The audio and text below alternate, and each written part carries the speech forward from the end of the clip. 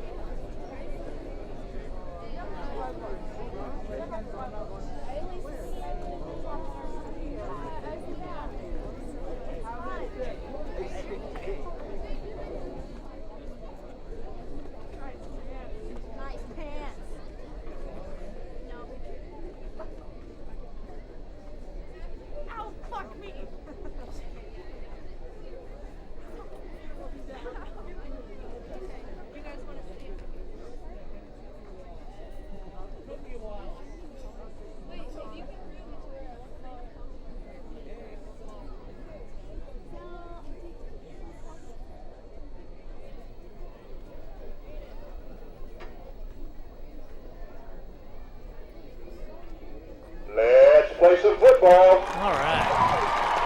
Another perfect rendition of the Star Spangled Banner by the South Kitsap High School Band. So Curtis, as we get started here, let's talk a little about the Gig Harbor Tides. What can you tell me? Well, Gig Harbor comes in at 3-1, 1-0 in league play after last week's domination over the Stadium Tigers, 69-13. Tides are currently second place in Narrows League, trailing Olympia by just half a game. They're led by junior quarterback Davis Alexander. Alexander threw for just over 150 yards and a touchdown in last week's game. And they also have a solid running game with junior running back Adrian Valona leading the way. Valona has rushed for 100 yards and scored 3 touchdowns. All-League tonight for junior the Noah Tide, Sampson will also number see some action 3, in the backfield Noah as well as Sampson. a wide receiver. Number 7, Alexander also has Davis a couple of Alexander. weapons at wide receiver. Number His 14, favorite is senior Bobby Hunter Glazer, who Werner. has 3 catches And for number 88 yards 58, and a touchdown. Brandon Another Schmuck. weapon is All-League senior For the Santana Wolves Johnson. tonight, Johnson has number just 4 6, catches for Maynard 51 Creighton. yards and a touchdown Number against 7, Auburn Cooper Riverside a Canton. couple weeks ago. Johnson Number was All-League 23, running back last season Marshad and will also Dewalt. see some And action in the number backfield. 32, 2 returning All-League players on Raymond defense, led by Moran. senior defensive lineman Brandon Schmuck and senior defensive back Hunter Talon. The Tides are definitely looking for a contender for the Narrows League title and beyond.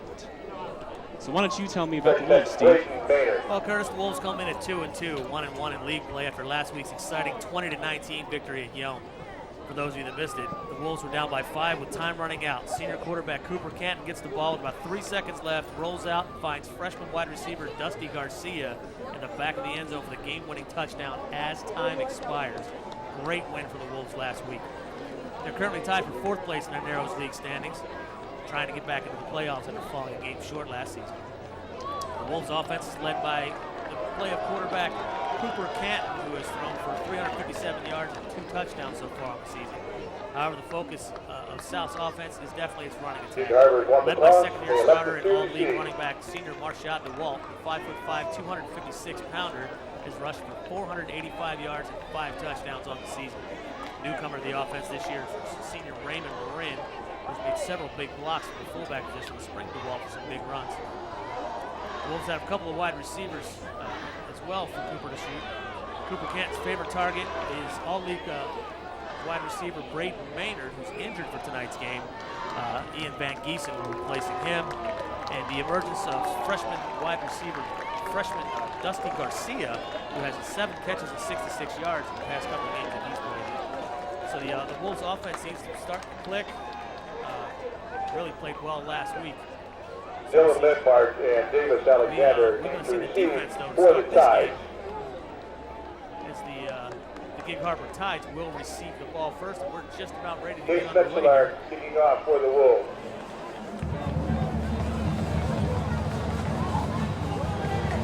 Susan teeing up the ball.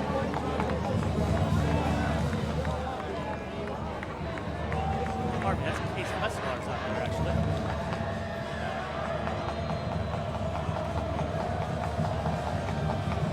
Everybody's lined up. Metzler's back into position.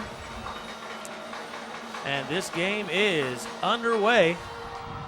Kicked down deep down the sideline, fielded at just about the 2-yard line, brings it out across the 10 to about the 15, still on his feet, out to about the 20, taken down at about the 23-yard line. Well, Steve, it's my understanding that you are in communication with Coach Cannon of South Kitsap, and you seem to be asking him what his keys are to victory. Could you tell me a little more about that? Yeah, I spoke to Coach Canton earlier this week, and here are Coach Canton's keys to victory. First, he said we got to stop the run. This has been a problem all season. The Wolves have given up 944 yards on the ground so far this season. That's an average of 236 yards per game, which is definitely not going to help you win games. But back to this game, Davis Alexander, the quarterback, out of the shotgun. Takes a snap, drops back, looking to throw, throws deep down the middle. He's got a guy off the fingertips. He had a man, Dylan Lindmark, wide open down the middle, and he is unable to pull that in. Wolves got a good break there. That would have been some danger on that play. Jacob Lewis back in the Tides are back at the line already, going to a no huddle. Hands off inside. Raymond Marin stuffs him. Raymond Marin stuffs him at the line, maybe even lost a yard. Raymond Marin, one of South's key defensive players. Adrian Valono on the carry. He gets nowhere, so Gig Harbor pushing the pace. They're back out again as we got a 3rd and 13 after a 3-yard loss. Alexander takes the snap, rolls out, looking across. He's got a man, and another drop.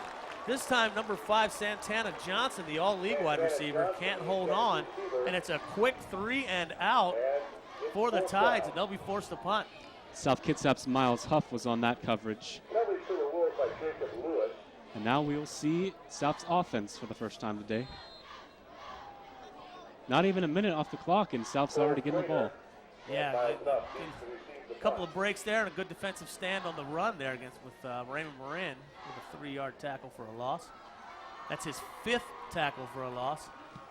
As Gig Harbor will punt.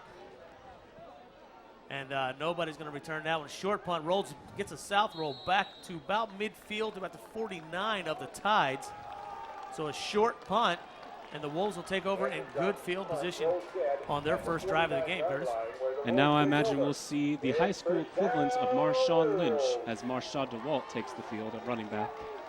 The Kitsap Sun labeled him DeWalt mode, a play on Seattle's Marshawn Lynch in beast mode. Marshad is definitely been getting it done so far for the Wolves. And I'm sure we'll see him at some point in this drive. Cooper Canton now out of the shotgun, as he has done all season long. The crowd is getting loud. Cooper throws it to his outside. He's got Miles Huffin. He can't hold on to it. So I don't know what's going on. That ball's a little slippery tonight or what, but that's 3 drop passes in a row that we've seen between these two teams. And it could be a little bit of nerves, Curtis. This is a big league game, big rivalry game. You know, that last week, their Foss game, that really, to quote the Kitsap Sun, really saved their season as they're, 2-2 and don't have a whole lot of games left. Miles Huff was one of the key players last week, so let's see if he can redeem himself later on. So Cooper Canton back out of the shotgun again. He's got trips to his left. Huff, Johnson, and Van Giesen. Drops it at the Huff. Huff holds on this time, cross midfield, inside the 45 to about the 44-yard line. And a great block by Jacob Lewis, allowing him to get a few extra yards. About a 5-yard gain is going to bring up a 3rd and 5 now. The Wolves like to throw those little wide receiver screens and those little out routes, try to chunk yards, try to spread the defense out a little bit, try to open it up a little bit down the middle for DeWalt. Have not seen DeWalt carry the ball on the first 2 plays. It's funny, you and I were just talking about how they should throw more often because they've been using Marshad a lot. So it looks like they listened to our thoughts. So Canton again out of the shotgun, has motion to his right, drops back to throw. He's got plenty of time, throws across the middle, tipped up and incomplete. Dustin Garcia, the freshman, unable to hold on to that one. There is a flag on the play. Let's see if this gives Souths a little break. Impressive defensive standings by both teams. So we've got an illegal motion against the Wolves that will probably be declined, and they'll take the 4th down. But we'll see. He's talking over with Gig Harbor's defensive captain, Brandon Schmunk. Gig Harbor may have the better. They're accepting that penalty, so they're going to give South another chance. Maybe they want to have better field position if they can pull the stop here. And that very well could be. So that'll bring it to back to the original line of scrimmage, the Gig Harbor 49. Interesting call. We'll see if it pays 3rd and off. 10.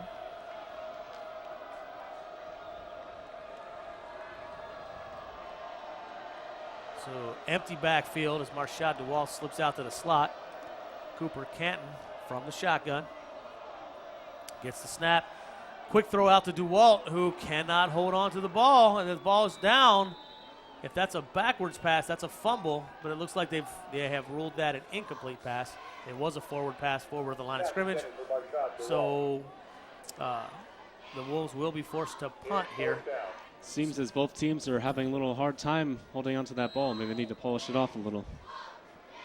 Like I was saying, Curtis, with this being such a big game, a league game, there's a lot at stake right here. The Wolves can climb the ladder here in a playoff spot. I think there's a lot of nerves going on down here. Guys are trying to, we got a little bit of butterflies. So Cooper Canton back to punt. All league quarterback. Gets it off. High punt down the sidelines. And that's going to be down to about the 24-yard line by number 51, Will Gatlin, the senior offensive and defensive lineman. Will Gatlin, a busy guy for the Wolves this year. Yeah, once you get to high school level, you don't too often see someone playing both sides of the ball. Very true, especially the school this size. Will Gatlin, the 5th leading tackler on the Wolves defense this year. Also a second-year starter on the offensive line. No surprise, the Wolves defense is led by Raymond Marin, senior linebacker, who led the team in tackles last year and is again doing it again this year. As well as Noah French. So Davis Alexander is looking for trouble. He can't find anybody. He's looking to run, can't find a lane, and he is stacked up. The flag on the play. Stacked up after a couple yards. There's a flag on the play. Mikey Garcia in on the tackle there. See what the flag is. As well as Elijah Griffin. Typically, when you have a quarterback running around that much, you're probably going to have a hold, but we'll see what the referees have to say there.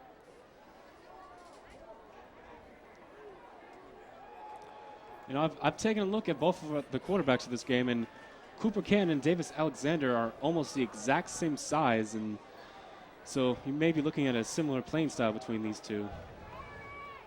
Both 5'11" and 170 pounds. Yeah, very similar frames. And as you saw from Davis Alexander's first throw, he's got an arm too. So there is a hold against the Tides. Wolves accept and will back up the Tides. And again, Tides already at the line and ready to go. Davis Alexander again out of shotgun. Takes the snap. He's looking down the sidelines. He's got a guy off to the side. Nice diving catch there. Number 5, Santana Johnson. That pass is complete. Santana Johnson. Cole Craner was on that coverage, tried to bat it away, but just wasn't quite there on it. Well thrown ball and a nice catch as well. He put it in a place that Craner couldn't get to it. It's second down. So that'll bring it a second down in about 5 or so. Davis again to the outside. Intended receiver number 3, Noah Sampson, the All-League. No Sampson, the intended receiver. The All-League running back from last year. Playing a little receiver, a little slot. And he can't hold on to it, so another dropped pass. Gig Harbor again up to the line quick. Third down. You gotta Alexander's back, rolling out. Giving chases Moran. Now Vargas, and he will get that first down. Dominic Vargas chases him out of bounds, but not before Davis Alexander is able to pick up the first down and move the chains and keep the drive going for the Tides. As they hustle right back to the line, waiting for the chains to move, and the Gig Harbor Tides are coming out ready to move. Not giving South much time to breathe. Not at all. We'll see how long they can keep up this pace. Alexander takes the snap, hands it off. He's good, fakes the handoff up the middle. Scoots to the outside, another big gain, first down, and Mikey Garcia on the tackle there. Will Gatlin in on it. That was a pretty good fake. I didn't see it.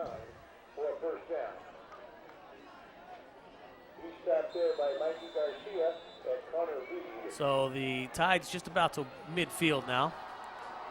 Alexander again. This time he hands it off, and he is hit behind the line of scrimmage. Number 33, Connor Reed there.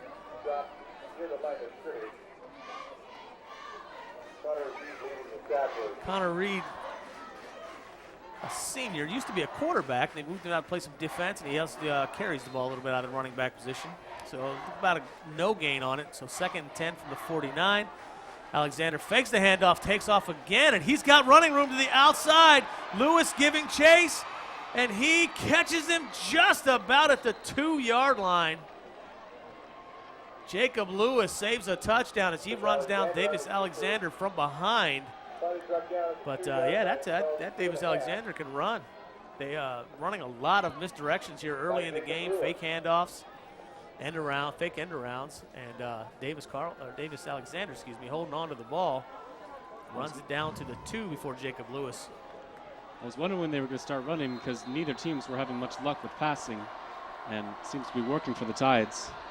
So hands off up the middle, and that's going to be a touchdown. Flag on the play.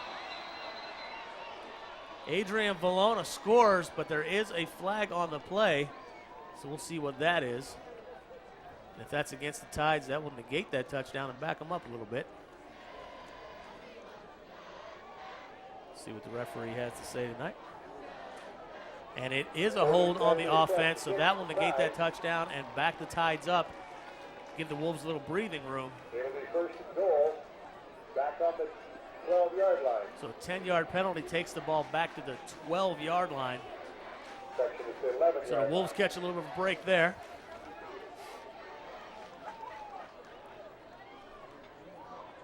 So look at all these misdirections that they're running. The Wolves seem to be a little confused by it.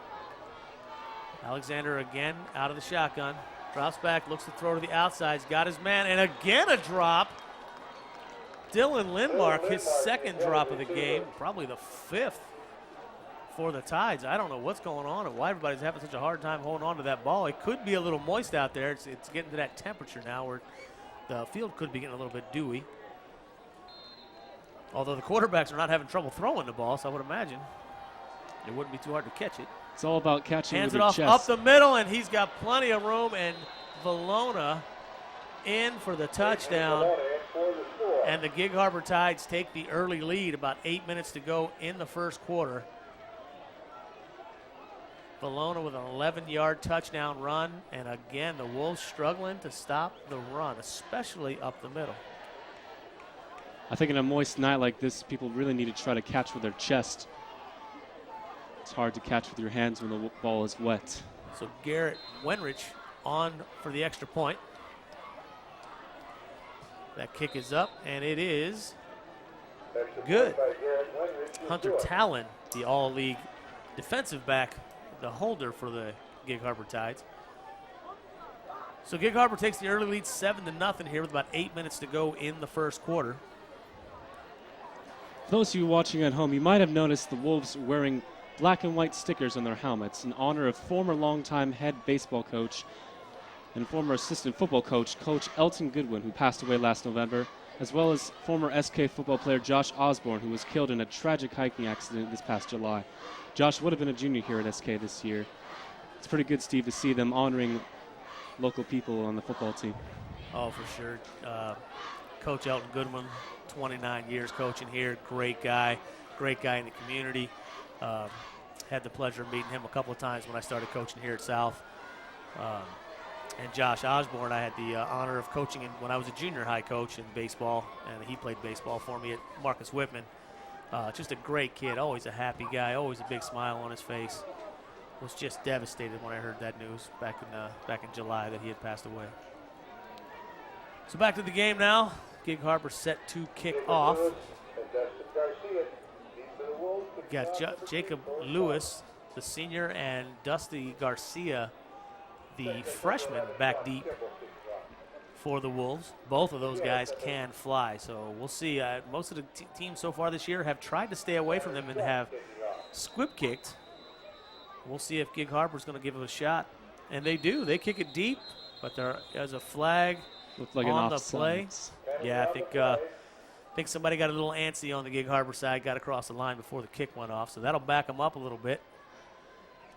One time, Coach Kenton, when I played for him, he was showing us footage, and a guy was about 10 yards off sides, and they didn't notice. Oh, jeez. Good thing these refs caught it. Yeah. Once you get to high school, they're pretty professional about their duties.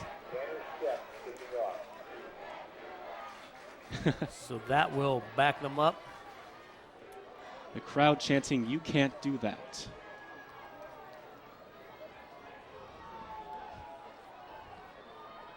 Garrett Wenrich to kick off for the Tides. And they did kick off deep, so maybe they're not too worried about our speedsters, or maybe they don't know about them, but they do kick off deep again. Going to be fielded by Lewis at about the 12-yard line. Takes it across the 20, across the 25, down to about the 30, still on his feet. Spins off and taken down at about the 31-yard line. Joey Day, Bailey Weir on the tackles for the Tides. So decent field position for the Wolves at the 31-yard line as they take their second possession on offense. After a 3-and-out, we'll see if they can redeem themselves from last drive. Well, at this point, you're over 4 minutes into the game now. Some of the nerves should be shaken off. Now you realize you're in a game. They've scored, so let's see if we can get to work here. Canton again out of the shotgun.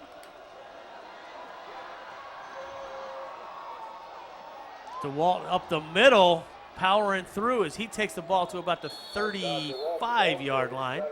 And finally, Gig Harbor gets their first taste of DeWalt mode. It's about a 4-yard gain for Marshad DeWalt, who's averaging just over 5 yards, almost 6 yards a carry on the season so far. DeWalt with over 400 yards already.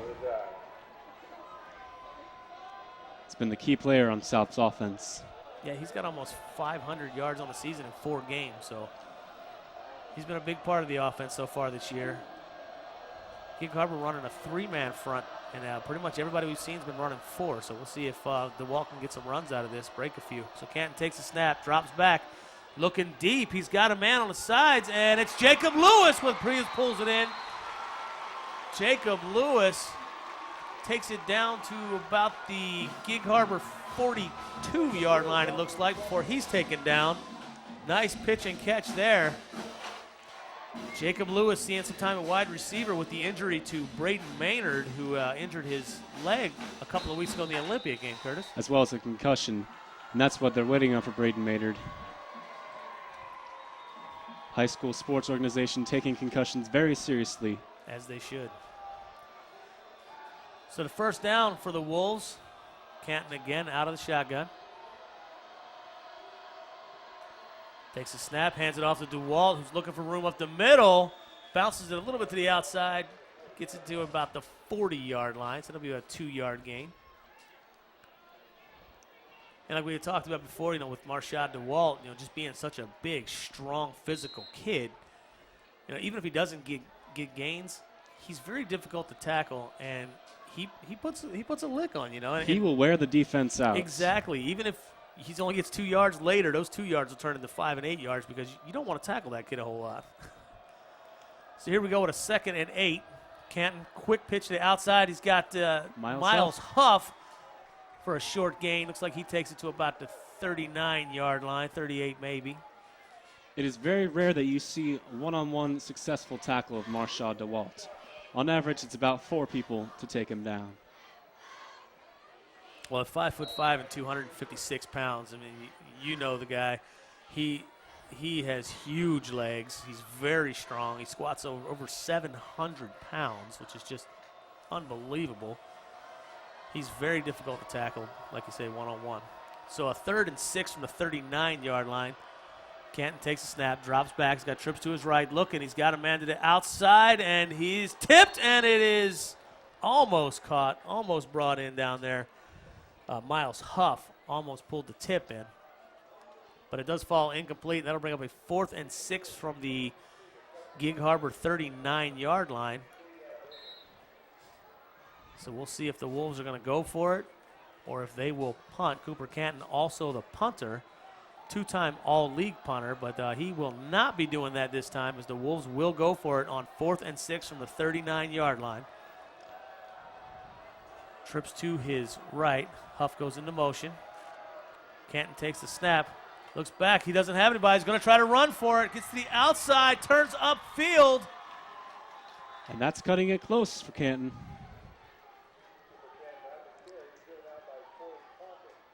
Takes the ball down to the 38-yard line, it looks like. So he's going to be short. Gig Harbor coming on the blitz that time.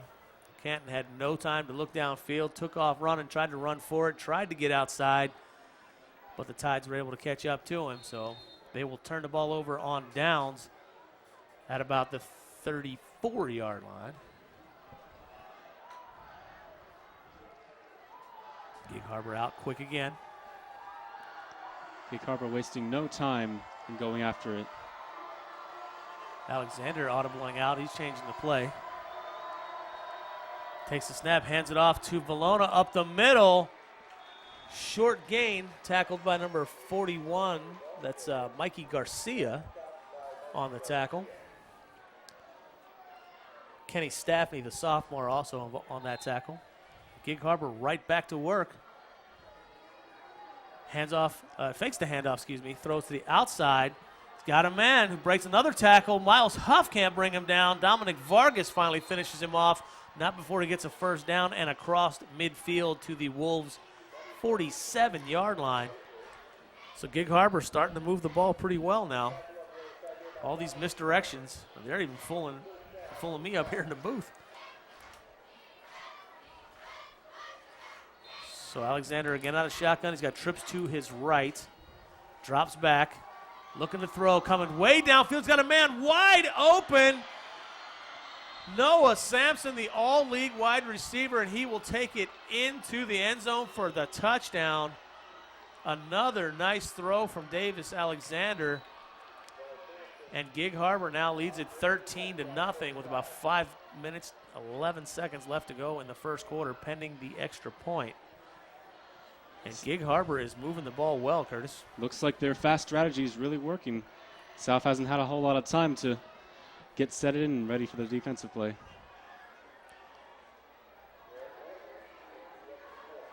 So Wenrich again out for the extra point. Talon the holder. There's a snap. It's down. The kick is up, and it is good. And Gig Harbor leads it 14-0 here early. 5 minutes, just over 5 minutes to go in the game, Curtis. We gotta start finding something out on offense and start figuring them out to stop them on defense. They are, if you look, I mean, they're not. A lot of teams have been strictly run against us and really run well against us. These guys are really mixing it up, and they're taking shots downfield. They're all the misdirections they're running on with the running plays, as well as the fast pace. It just seems to be catching South off guard. Absolutely. And with all the drop balls on offense, we'll see if Marshad DeWalt gets to run a little more.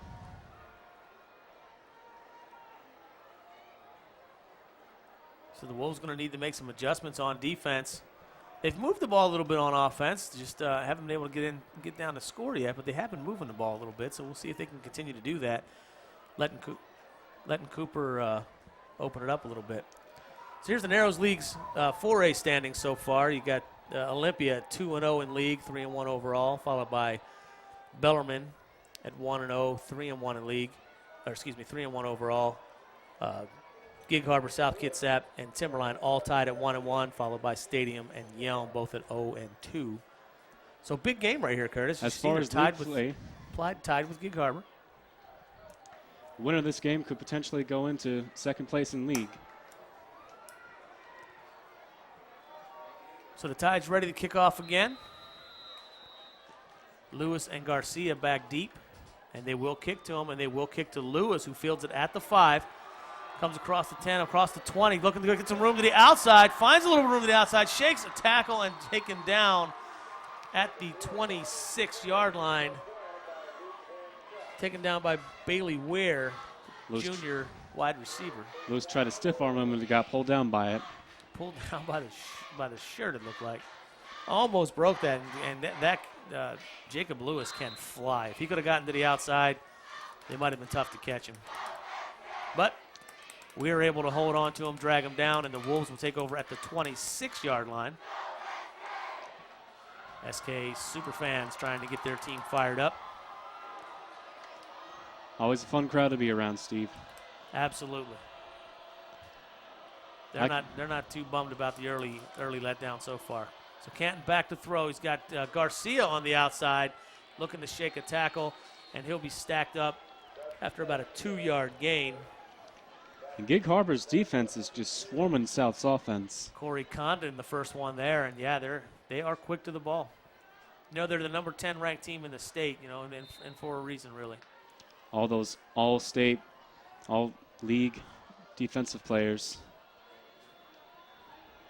Very fast, very disciplined football team, Gig Harbor.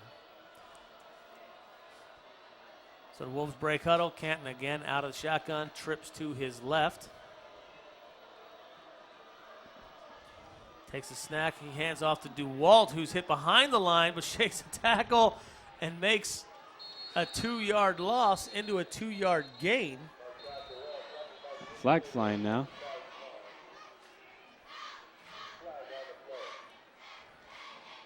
Can't tackle Marshad DeWalt by his legs. Well, they had him. There was 2 guys that had him 2-3 yards deep. He breaks it.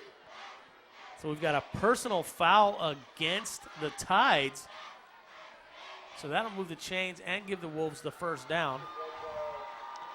Like you mentioned earlier, Steve, Marshad squats like 700 plus. You can't just lie down and grab his leg and expect him to fall down. Am I right? You're absolutely right. Very athletic kid. Very, with that low center of gravity, being 5'5". He's always been a little bit of a bigger kid. I've known Marshad since he was about 8 years old. Just a phenomenal athlete. He's really a solid athlete. He has most of the offensive scores for the South's offense, so we'll see if he can make it in the end zone again tonight. Yeah, Marshad has rushed for 5 touchdowns on the season so far. Dusty Garcia, Dylan's younger brother. Dylan played here last year. Dusty Garcia has 2 catches for touchdowns for the Wolves, both in last week's Young victory. So 1st and 10 from the 42 for the Wolves. Canton again out of the shotgun. You can hear Gig Harbor's fans now. Spread offense. Takes the snap, hands it off to DeWalt to the left side. Barrels forward for about 5 yards. Maybe a little more, closer to 6 or maybe even 7, because he takes it to about the 45-yard line.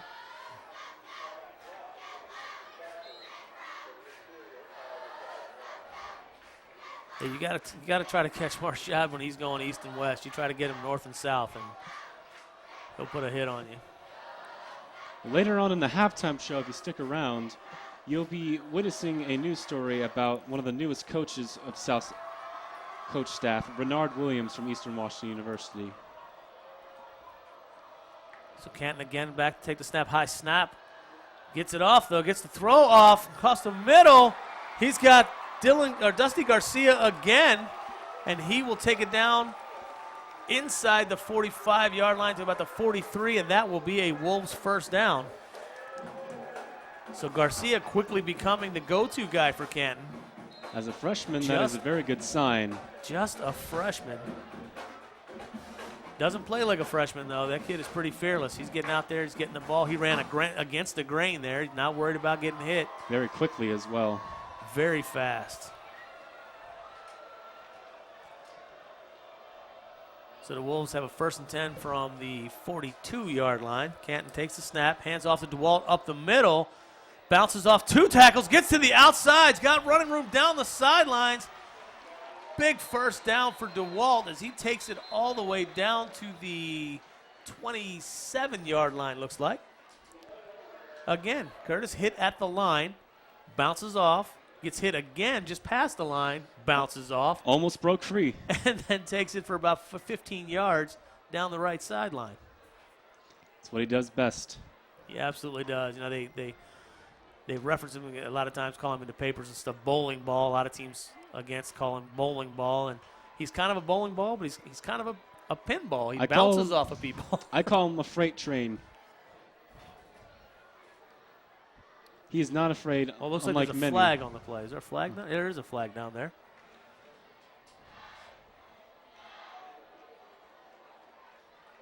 And they are picking up the flag, so there is no foul on the play. Unlike many running backs, Marshad DeWalt is not afraid to just run through a whole crowd of people. Well, Marshad thrives on contact, Curtis. He's been a defensive player his entire football life, and this is the first year he has not played defense. And so I think he likes to hit people. So I think even on offense, he plays running back kind of like a linebacker. He wants to take you on head up. He doesn't juke a whole lot. He just kind of puts his head down and burials you. But he will juke you now and then. If you watch when he comes down, it's usually not him being tackled. It's him tackling people as he runs. So 1st and 10 from the 25. Canton fakes the handoff. Can't find anybody downfield, and he will be sacked for a short loss. Like Brandon Schmunk, the all-league defensive lineman for the Gig Harbor Tides, with the sack there. South's offense seems to have Gig Harbor more on their toes now. Yeah, like we said earlier, they're moving the ball. Now they just got to finish the drive. That's about a 2-yard loss there. You just don't see as much swarming as you did in the previous drives from the Gig Harbor's defense. The Wolves running a spread offense, and they've got that defense spread out a little bit, so we'll see if they can find some holes. Canton drops back. Quick pass out to Huff, who is not able to hold on, and even if he would have held on, diving for a ball that's behind the line of scrimmage is really not a good idea because you're just going to take the loss there anyway. So incomplete actually worked out better for them than actually having him catch that for a 2-yard loss. 3rd and long once again for the Wolves. 3rd and 12. Just under a minute and a half to go in the first quarter. Ball at the 28-yard line. And this could be 4-down territory, Curtis, at this point. I doubt they would punt from here. They'll probably take a couple shots, maybe try to get half or more of the yardage back here and see if they can't get something going on offense.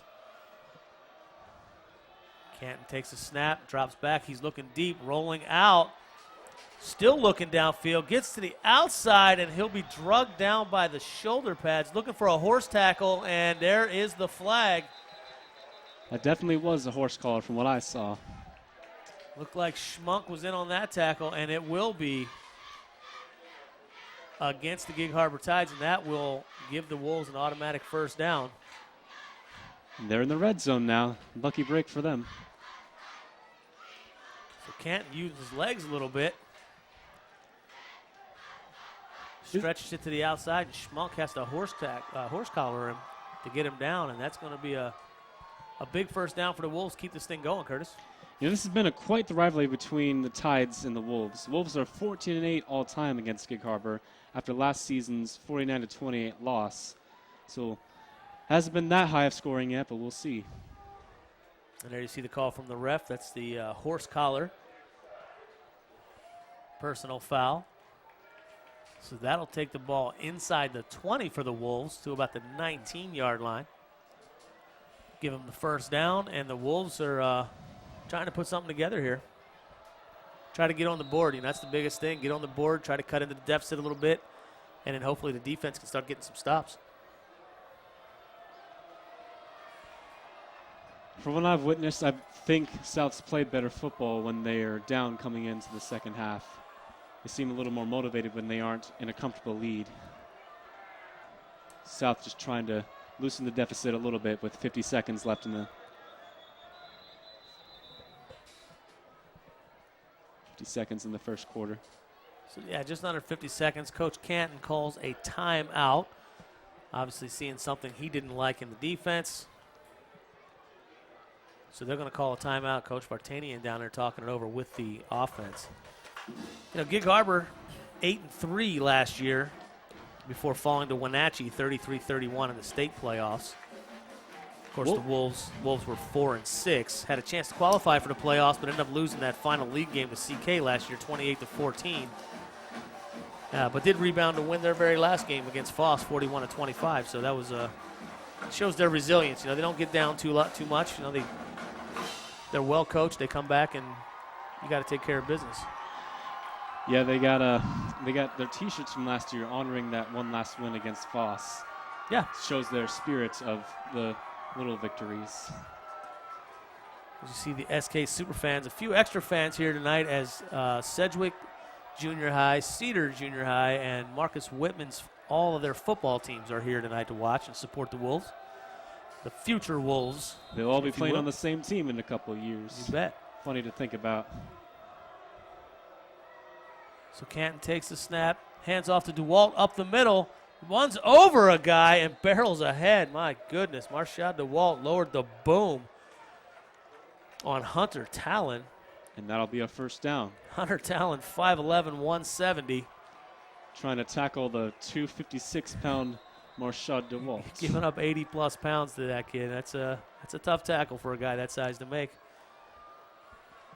So come under about 30 seconds left. 1st and 10 from the 14. Wolves with a promising drive here. Canton again from the shotgun. High snap. Hands it off to DeWalt up the middle. Bounces off another tackle. Still on his feet. Marshad takes the ball down to about the 5, maybe 6-yard line before Ben Dempelwolf and Brandon Schmunk are finally able to wrestle him to the ground. Marshad looks like he's getting into fist fights with these guys, just trying to shove them off. And that will end the first quarter. So after the first quarter of play, it's the Gig Harbor Tides 14, the South Kitsap Wolves nothing, but they are knocking on the door as they are at about the 5-yard line. Showing signs of life. And they can still get a first down. They're not in a goal situation, so they need one more for a first down to get a 1st and goal inside the 5. So a promising drive for the Wolves here hoping they can finish it off, Curtis. Cut this lead in half. And now you'll see SK's cheer team with, it looks like, some younger cheerleaders. So some up-and-coming Wolfettes out there as you see them doing their little dance routine with the South Kitsap cheerleaders. You see a lot of them and a lot of the players as well decked out in pink for October Breast Cancer Awareness Month. Next week on Thursday, we'll have the Dig Pink volleyball game live on SKTV as well. That's always I don't know how big of a crowd that the volleyball games normally draw, but I know at Dig Pink there's always a big crowd at the Dig It's Pink always games. full of stands in support. Always supportive. The community's always supportive of charity events like that. Like I said, supporting breast cancer awareness. So there should be lots of people there. You say next Thursday? Yes, next Thursday. I'll probably be behind the cameras for that.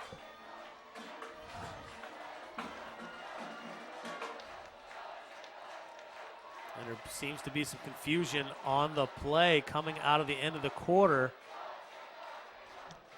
As you hear the super fans. The Wolves were short a player. Elijah Griffin, number 62, running on last second. Plenty of time still for the Wolves, though. 15 seconds left on the play clock, or the play clock. Canton takes the snap, high snap, gets the ball down to Marshad up the middle, and he's stopped for looks like no gain. Saw a lot of low blocks on that play. Looked like they're trying to break some holes open with that. Griffin comes right back off. Looks like he's holding his right arm a little bit. Griffin's largest guy on SK's roster, 6'4", 323 pounds. And he's just a junior, so we'll get to see him making some holes again next year. So a 3rd and 1 now from the 5-yard line. Wolves need to get to the 4 for the first down. And looks like Ian Van Giesen is in for wide receiver. Takes the snap, hands off to DeWalt up the middle again, still on his feet, and then driven back, may have lost a yard. And he does, as it takes him back to the 6, so it's going to be 4th and 2 from the 6-yard line. Wolves don't need a touchdown, they just need first down. And it looks like they're going for it. Yeah, we'll go for it. No signs of the field goal unit coming on, so the Wolves realizing 3 points may not help them so much. Going to go ahead and try to get that first down and keep this drive alive. You hate to get down this far and not get anything out of it, so we'll see what Coach Vartanian has up his sleeve for a 4th and 3 from the 7-yard line. And looks like Gig Harbor is calling a timeout. I know, it would be the Wolves. The Wolves, oh. So Coach Canton, Coach Vartanian seeing something that they didn't like, and they will use their 2nd timeout early here in the 3rd quarter, 10:25 to go. You know, the offensive line's always been a big question for the Wolves coming into this season. They're anchored by their only returning starter from last year, senior Will Gatlin, who was joined this year by a pair of large juniors, 6'4", 323, Elijah Griffin, we talked about earlier, and also 6'2", 264-pound Daniel Ferguson. And then a couple of good-sized sophomores, 6'2", 246, Jacob Miller, and 6'1", 240, Jager Bersheim. So far, they've done a pretty good job making holes for DeWalt and keeping Canton from being sacked too much. Only been sacked 5 times in the 4 games that they've had so far. So hopefully when Will Gatlin leaves the offensive line, they'll have someone to fill the shoes as their leader. Yeah, they've got 4 guys returning on next year's offensive line, so that'll be promising for them. I remember my 9th grade year, Daniel Ferguson was the only 8th grader on varsity. He's always been a good player. So here we go, 4th and 3 from the 7-yard line. Canton out of the shotgun, trips to his right. DeWalt is in the backfield. Hands it off to DeWalt up the middle, tries to push the pile forward. He'll get back to about the 6-yard line. Only going to gain about a yard on it, and the Wolves, for the 2nd time this game, will turn the ball over on downs. This time much farther in the territory.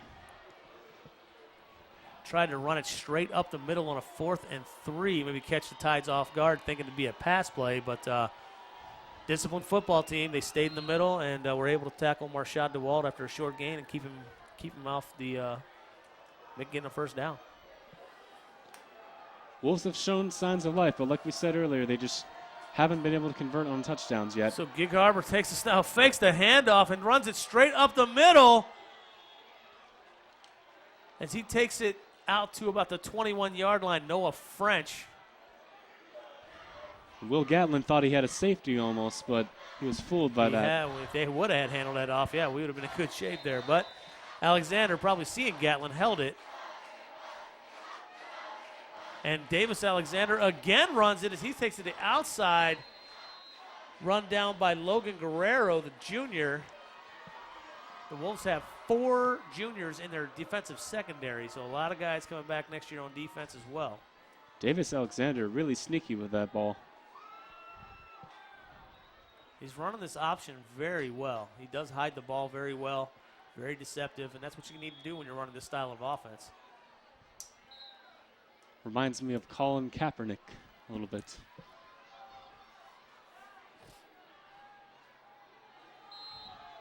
They are running a variation of the pistol a little bit. Lots of misdirections. This time he throws, has his man on the outside, still on his feet. Santana Johnson. South Kitsap always surrounding on these plays, but just don't get low enough to tackle on them. Takes it to the 39-yard line. He's going to be about 2 yards short of the first down. But Gig Harbor moving the ball again.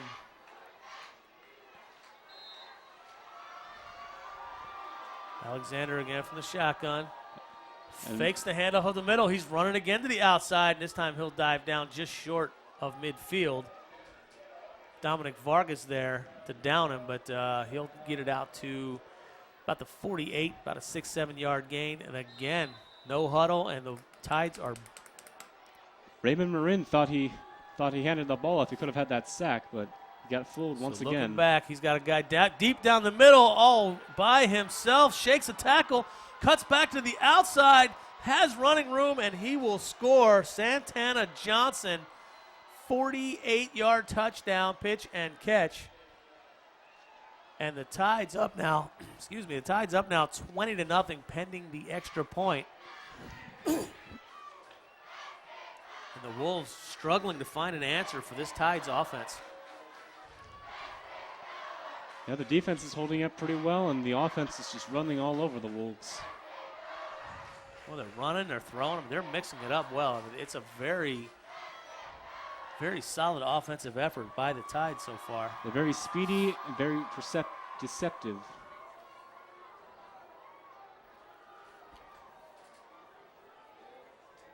So this time Tanner Stepp in for the extra point, and his kick is good.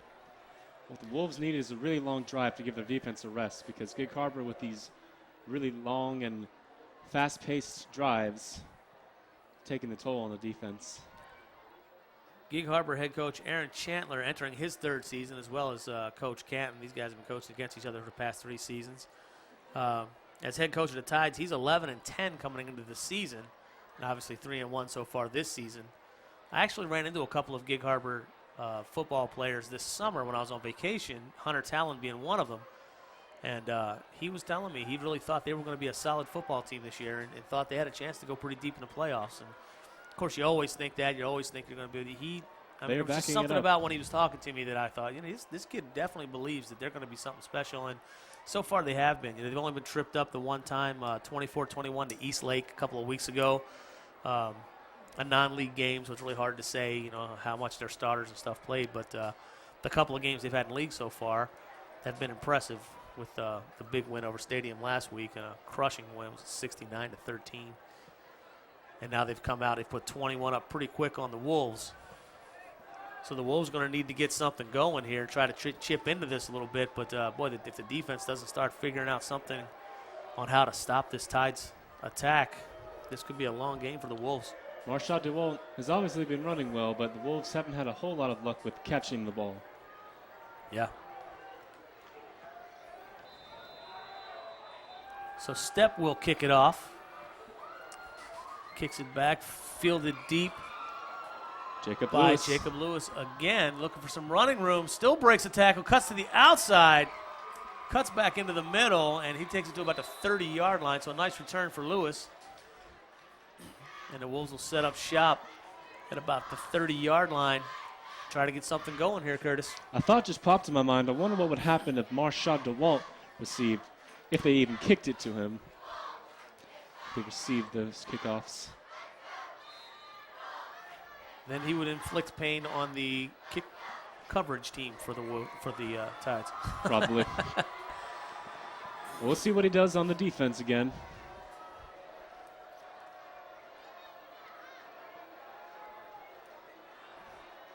Quick hitter out to Garcia. Freshman Dusty again. This time he's stuffed up at the line of scrimmage. If you watch the Tides defense, and they started out a little spread out earlier, but if you watch them now, they're stacking the box and they're trying to stop Marshad DeWalt. Any team who plays against South, they will recognize almost immediately how big of a threat DeWalt is. If you look at their setup right now, they've got 8 guys in the middle of the field. So they're relying on one-on-one tackles on the outside, and so far the Tides have been doing that. We haven't been able to break any tackles and get the long runs. Canton takes us looking deep down the sideline, overshoots Miles Huff, almost intercepted, but not able to pull it in. So Cooper does take a shot downfield, threw into double coverage there. Miles Huff, the intended target. It was impressive hustle by the Gig Harbor offense. They seemed more prepared for the rush, but then they recognized the receivers going out and almost had a big play. So that'll bring up 3rd and 10 from their own 30-yard line. Ooh, Cooper Canton, nice grab on the bad snap. Finds his guy, and he's going to get a first down. Jacob Lewis takes the ball out to about the 42, maybe 43-yard line. That was a really impressive play. He caught that snap one-handed. It was a little off to the side, but snaps have been kind of an issue this year for the Wolves, and it's all about timing. So when you have a low snap, a high snap, an outside snap, a lot of times it throws off the timing. Cooper McCanton made a nice one-hand grab, like you said, and he threw a rope over to Lewis. He put something on that ball. The center, I'd say, is one of the most important, if not the most important jobs on offense, because he's got to worry about snapping the ball and, of course, blocking. So a big 3rd down conversion there for the Wolves. 1st and 10 from the 43. Hands off to DeWalt up the middle. Hit at the line of scrimmage. Might have gotten a short gain on it. And that was number 9, Hunter Talon. Talon again. Notice that time he got much lower on that tackle. He wrapped up those legs and he just wouldn't let him leave.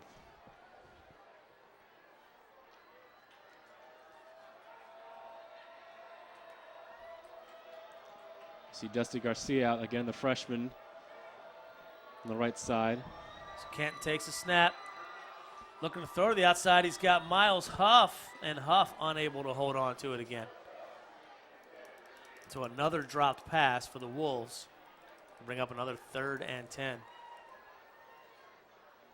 But it's interesting, like we were talking about the big rivalry here. So I was on vacation out at the lake on the other side of the state and wearing a South Kitsap baseball shirt or something, and or maybe just with my hat. Mm-hmm. But this Hunter Talon from Gig Harbor comes up, really respectful. Just to him, and I don't know who the other guys were, but I just remember him telling me what his name was, and just a nice group of kids, really. So big 3rd down conversion here for the Wolves. Canton drops back. He's got a man on this side. It's Huff again. This time he does make the grab, slips up, and he's crossed midfield to about the 48-yard line.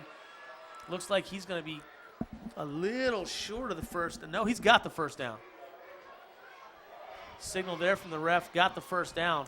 A 2nd straight 3rd down and long conversion for the Wolves. Impressive play by Huff. He's had a hard time catching tonight, but he catches it when it counts. Yeah, he caught that one in traffic. A couple times he's been open and hasn't been able to hold on. This time he had guys all over him, and he pulled it right in. Fell forward for the first down. kept this drive alive for the Wolves. Much needed drive. Like you said, need to sustain one, get some points on the board. So Canton, again from the shotgun. Drops back, slings it out to the outside. Huff again. So Miles Huff becoming a busy guy on this drive. That looked like it wasn't much of a gain, though. Yeah, Cooper's favorite receiver is Braden Maynard, but unfortunately he's injured. So he's trying to utilize all his other weapons like Dusty Garcia, Van Giesen, Huff. Yeah, he's thrown to 4 different targets already in the game, so he's trying to spread the ball around a little bit. DeVault's been doing a good job blocking. We haven't been giving it too much lately. So 2nd and 11 after a 1-yard loss. Fakes the handoff. Canton's looking deep across the middle. He's got Garcia with a nice grab down to about the 23-yard line. Garcia, that ball a little underthrown, had to come back for it. Makes a nice grab. Falling backwards and scooping for it. Absolutely. Impressive athletic move by the freshman. Dusty Garcia, 5'9", 165 freshman. He goes to John Sedgwick Junior High. I imagine he must be the big man on campus there. Not a whole lot of junior high players find varsity success at South Kitsap High School. You know, he's worked his way up, and Coach Canton doesn't typically like to start freshmen, but you can't deny talent. And so far, Garcia's been getting the job done. Talent. So Canton throwing again to off the hands of Van Giesen and almost intercepted. A little high for Van Giesen, even though he's 6'3". But like you said, not only talent, but hard work.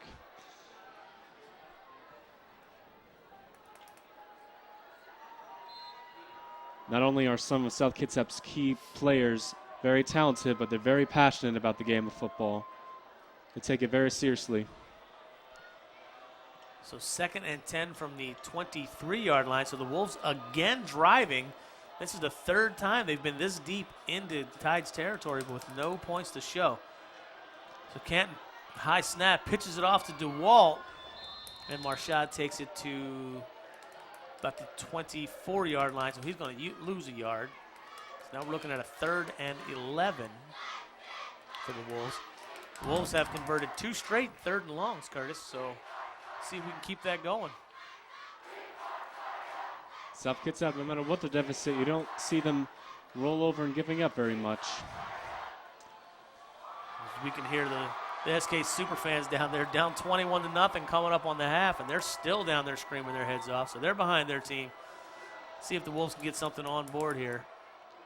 Canton, high snap, reels it in, rolls out, looking downfield, trying to find a guy, slings it across, nice defensive play, and there is a penalty. Dre Brazier breaks it up, but he may have gotten there a little bit early. We'll see what the call is. And if that's a defensive pass interference, that will be an automatic first down. There goes the SK Superfans with their you can't do that cheer. You tell them, guys. And we do have that. Pass interference on the defense.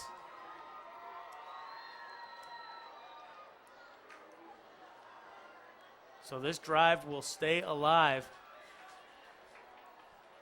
Nice throw from Canton. Brazier gets there just a little bit early.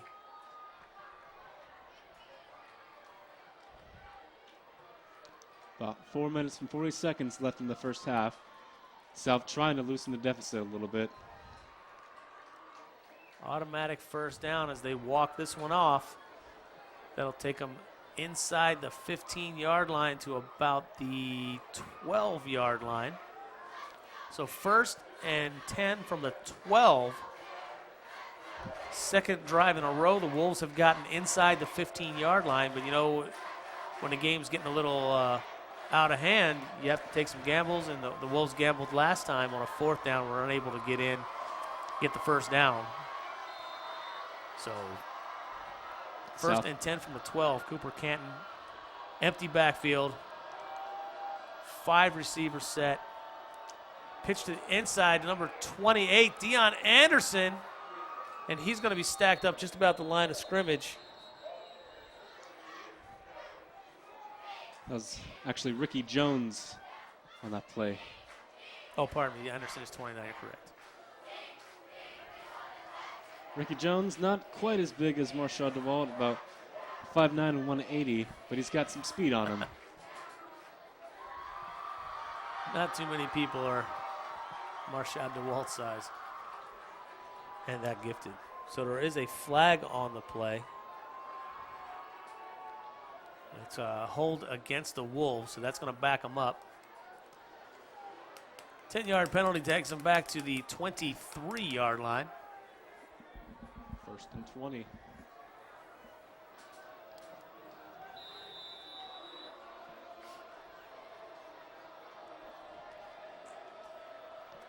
So the Wolves are not looking to go backwards on that play. They have to make up some ground here. Still 1st down, though. Gig Harbor playing some good one-on-one defense in the red zone. Canton takes a snap, hits DeWalt and hit immediately. Dre Brazier hit Marshad as Marshad had the ball a little up, so he was kind of exposed a little bit. Brazier hits him and drops him hard at about the 29-yard line. So that's going to be about a 6-yard loss. And that's got to really boost the confidence of the defense of Gig Harbor. When you shut out a player like Marshad like that. Well, absolutely. And the fact that the Wolves were on the 12-yard line just a minute ago, and now they're all the way back to the 29-yard line. So it's 2nd and 27 now for the Wolves. Gig Harbor not giving an inch. Want to go into halftime with a shutout.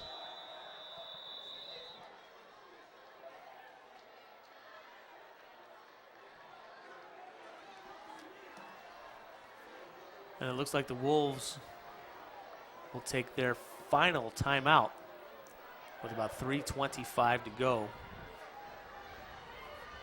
here in the half. So 2nd 27. Obviously, I'm pretty sure this is going to be 4-down territory for them. They can still get the 1st down. They don't have to get into the end zone, but they've got to get down to about the 2-yard line to get that 1st down. But it is a sustained drive, getting the defense off the field a little bit, let them rest, and more importantly, keeping the Gig Harbor offense off the field. They have been very strong. And typically, the last couple of games, or this season, it's been the running backs from opposing teams rushing on us. This time, it's the quarterback that's been rushing on us. Valona hasn't really done a whole lot, but Davis Alexander has been on fire. Davis Alexander, a very elusive quarterback, much like Colin Kaepernick. So with 3:25 to go, 2nd and 27 from the 29-yard line. Wolves out of timeouts now. Cooper Canton out of the shotgun. Miles Huff into motion. Canton drops back, throwing and hit as he lets go of it. That ball falls incomplete. Cooper Canton slow to get up. Cooper Canton takes some big hits, but he usually just brushes them off and gets back into it. If you heard about the game against Foss, he was sacked 3rd and goal with 20 seconds left, but he just got back up and threw the game-winning touchdown. So I was against Yelm last week. Yelm. Oh, did I say Foss? Yeah. My bad. So Canton hurt. So this will win an official's injury timeout. As Cooper comes off the field. That can't be good. Can't tell what's bothering him exactly. And it looks like Jarrett may have gotten the wind knocked out of him. Looks like he's having a little trouble breathing. He might have gotten the wind knocked out of him a little bit there. Jarrett Chenier, 6'3" sophomore. Wow. We'll see what he's made of. So see if Chenier can get something going. 3rd and 27 now. And it's a fumble on the exchange, and did DeWalt get it back? I don't believe so. So the first play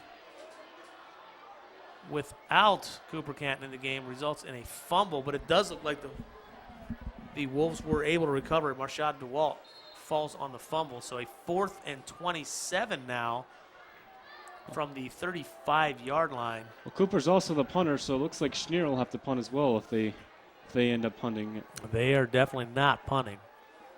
Chenier back out there, so the Wolves have a long way to go to get to that first down. So we'll see if what kind of an arm Chenier has here. And the snap gets away from him. A flag flies. Flag on the play. DeWall picks it up, and he's going to be dropped on the other side of the 50, inside the 45-yard line at the 44. So this promising drive ended up going south in a hurry as the Wolves ended up bouncing back almost 50 yards from where they closest they got to 12. Cooper Canton's still walking around a little slow. There is a flag on the play, so let's see what the flag is. It's an illegal shift against the Wolves, so that penalty will be declined. And for the third time this game, the Wolves turn the ball over on downs. And now with that loss, that gives the Gig Harbor Tides 2 minutes, 25 seconds, all 3 timeouts, and a short field to deal with as that ball was taken back to the Wolves' 47-yard line. That drive might be the determining factor of the game because that was just decimation towards the end. Cooper Canton holding his stomach there, I saw, so we'll see. Maybe he did just get the wind knocked out of him. Davis Alexander looking deep. He's got a man, and he makes the grab. Makes the grab at just about the 11-yard line. Santana Johnson again. Gig Harbor wasting no time. Takes a big shot downfield on the first play.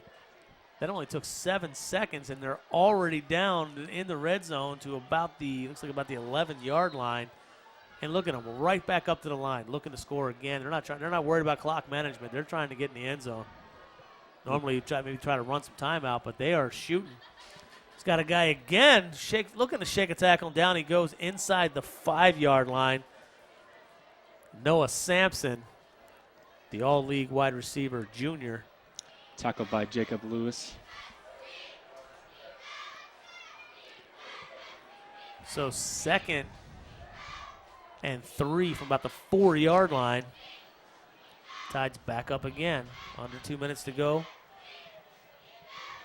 Alexander fakes the handoff, holds it himself. This time, nobody's fooled on it. Well, even if South can stop them on this drive, they're going to have the work cut out for them going into the second half. So looks like he's going to get a loss on the play, and Gig Harbor will use their first timeout with about 1:37 to go. Third down. Tackle for a loss there. So, yeah, 3rd and 4 from the 5-yard line. Hold on to maybe a field goal attempt here would be kind of a moral victory for him after those 2 big gains right out of the gate. Coach Corey Vartanian taking over the offensive calls this year. He's the new offensive coordinator. Coach Canton himself actually calling the defense this season. It's been an interesting change, but I think it's been working pretty well so far. If I was in the crowd, I would be yelling right now, can I get a pick 6? Let's see what the defense can do. So 3rd and 4 from the 5-yard line. Big 3rd down stop here the Wolves looking for. Davis Alexander drops back. He's got a man across the middle. And he's in. Touchdown Tides. And that again is Santana Johnson, who just keeps finding holes in the defense. Alexander making some nice throws on the button, hitting guys in stride. And the Tides get another one in with about a minute and a half to go. 27-0 now, pending the extra point. Looks like Cooper Canton still has his helmet off. We're not sure if he'll be coming back next drive or not. Looks like Wenrich this time again back out to kick. It's up and it's good. So 28-0. The Tides lead it here with about a minute and a half to go. And we'll see if Cooper Canton is able to make it out. With a minute and a half to go, depending on his injury, even if he could come back, they may decide to just hold him out till the second half.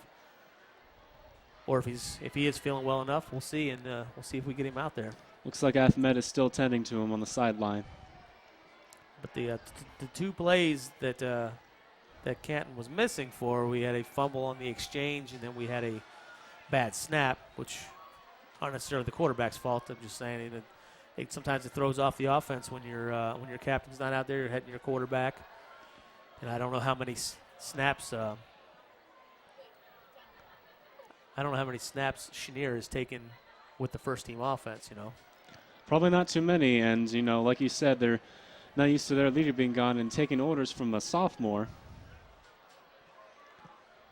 But it's good experience for Jared Chenier. A sophomore coming into a game like this against a team like this. This is this kind of stuff he's going to be having to battle if he's going to be the quarterback of the future. It'll be kind of a good opportunity to see what he can do. Looks like they're talking to Cole Craner, actually, another backup, so we might be seeing a little bit of him. Seth has a lot of backup quarterbacks playing on defense. That's true.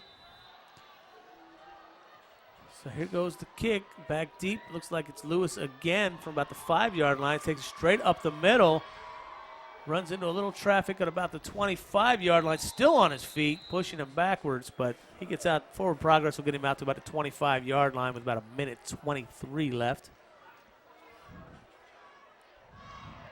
And looks like Chenier will return as the quarterback.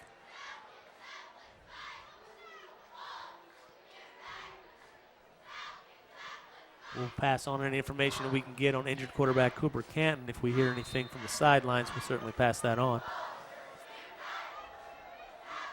So Chenier out of the shotgun's got DeWalt behind him. Equipment time out there. Jacob Lewis' chin strap was coming loose.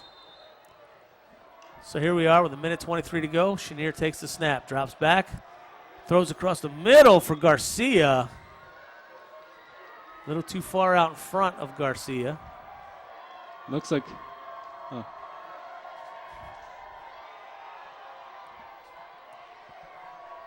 So 2nd and 10 now from the 23. Minute 20 left in this half. Gig Harbor leads 28-0.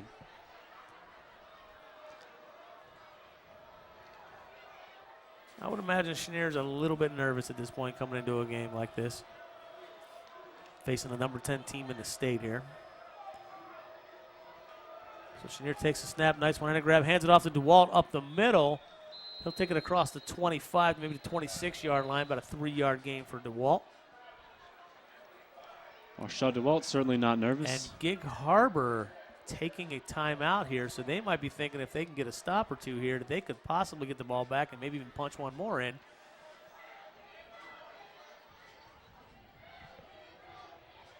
Why not, Well, with a minute 13 to go, and the fact that the clock does stop on first downs, if they can get another stop here, have the Wolves kick, they can get the ball back with decent field position, especially if all-league punter Cooper Canton is not able to punt.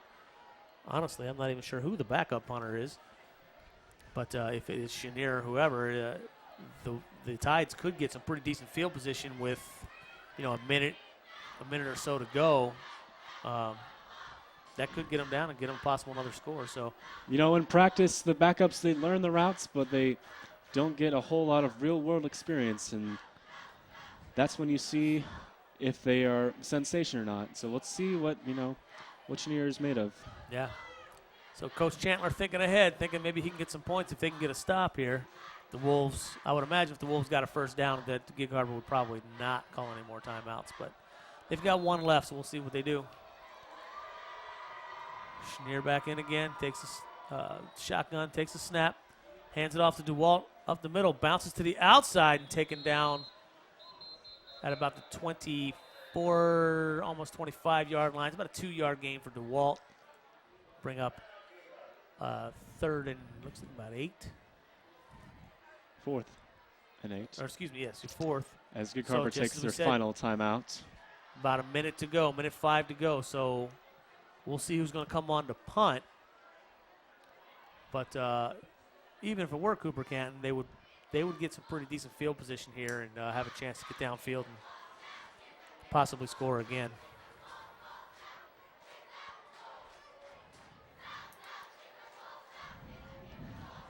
Wanted to congratulate Coach Eric Canton after last week's win. Moved him into an 8th-place tie with Coach Bob Ames on the South Kitsap football winningest coaches list. He needs 6 more wins to catch Coach Jerry Redmond for 7th all time.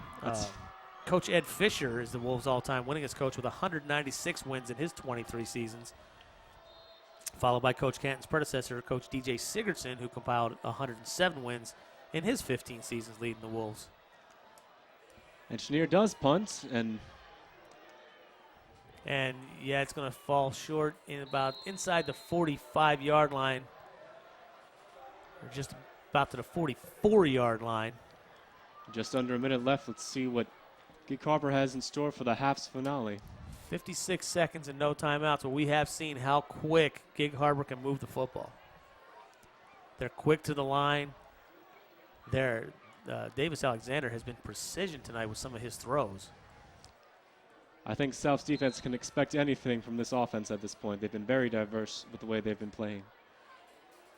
Well, the Wolves have been trying to stack the box a little bit, but then every time they do that, Alexander throws over them, and it's been a tough go for the Wolves so far in this half. So Alexander's looking back again, fakes, looks deep down the middle. He's got another guy right on the button. And a once great again, pass, Santana Johnson, and he takes it down to, let's see, looks like he's about maybe the 10-yard line. Looked like he was inside the 5. Well, there's one ref marking him at the 5 and one marking him at the 10. There is a flag on the play. So I don't know if he stepped out of bounds maybe back at the 10 before he actually got brought down at the 5. But there's a flag on the play. So, and it looks like it's against Gig Harbor. They're backing him up. So a big gain negated by the penalty. A lucky break for South's defense. Holding on the Tides. It's going to back them up. So that'll take them onto their own side of the field with the 44-yard line. So 1st and 20 now from the 44. And the crowd is getting wild on South's end. Not losing faith in their team.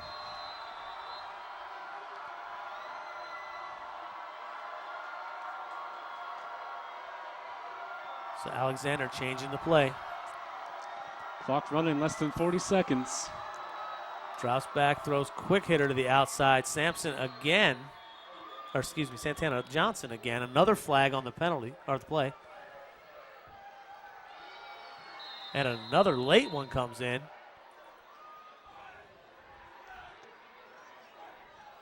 And looks again like South's catching some breaks here at the end of the half. Yeah, that's going to be on Gig Harbor. So with 30 seconds left, Gig Harbor heading backwards. South's fans trying to get in their heads just like the Seahawks fans.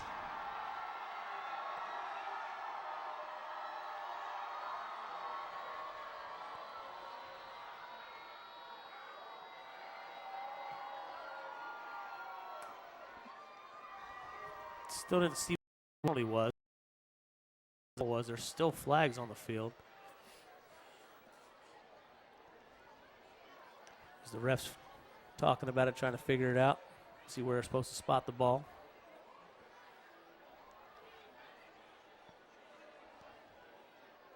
So that's an ineligible receiver.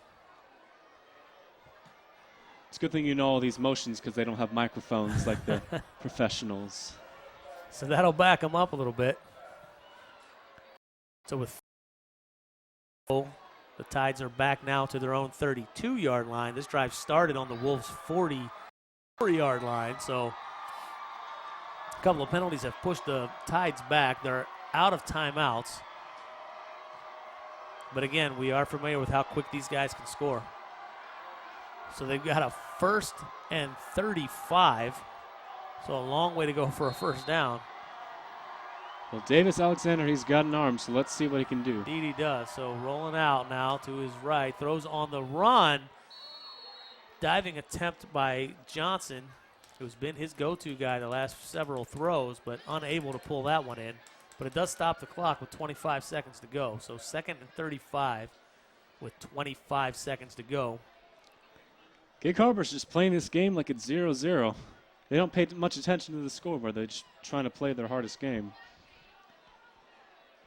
Yeah, they are. You know, that's a sign of a disciplined team, too. Sometimes it's easy to slack on a game when it starts getting out of hand like this, even when you're on the winning side. But the Tides are staying after it. Davis Carlson airing it out deep downfield and overshoots. It looks like that'll be a pass interference on South Kitsap. Logan Guerrero on the coverage. there is a flag on the play. Logan Guerrero just a little too close to the receiver on that one.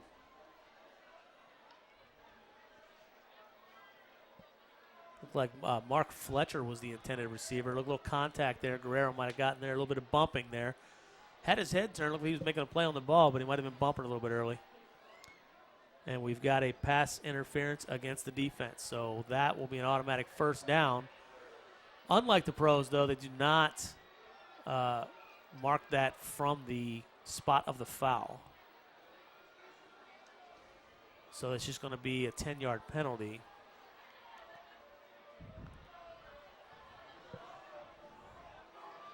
Well, I think they're glad that that doesn't apply like the pros. You know, sometimes people complain that the rules are a little different in high school, but yeah, well, just keeps things interesting, I guess.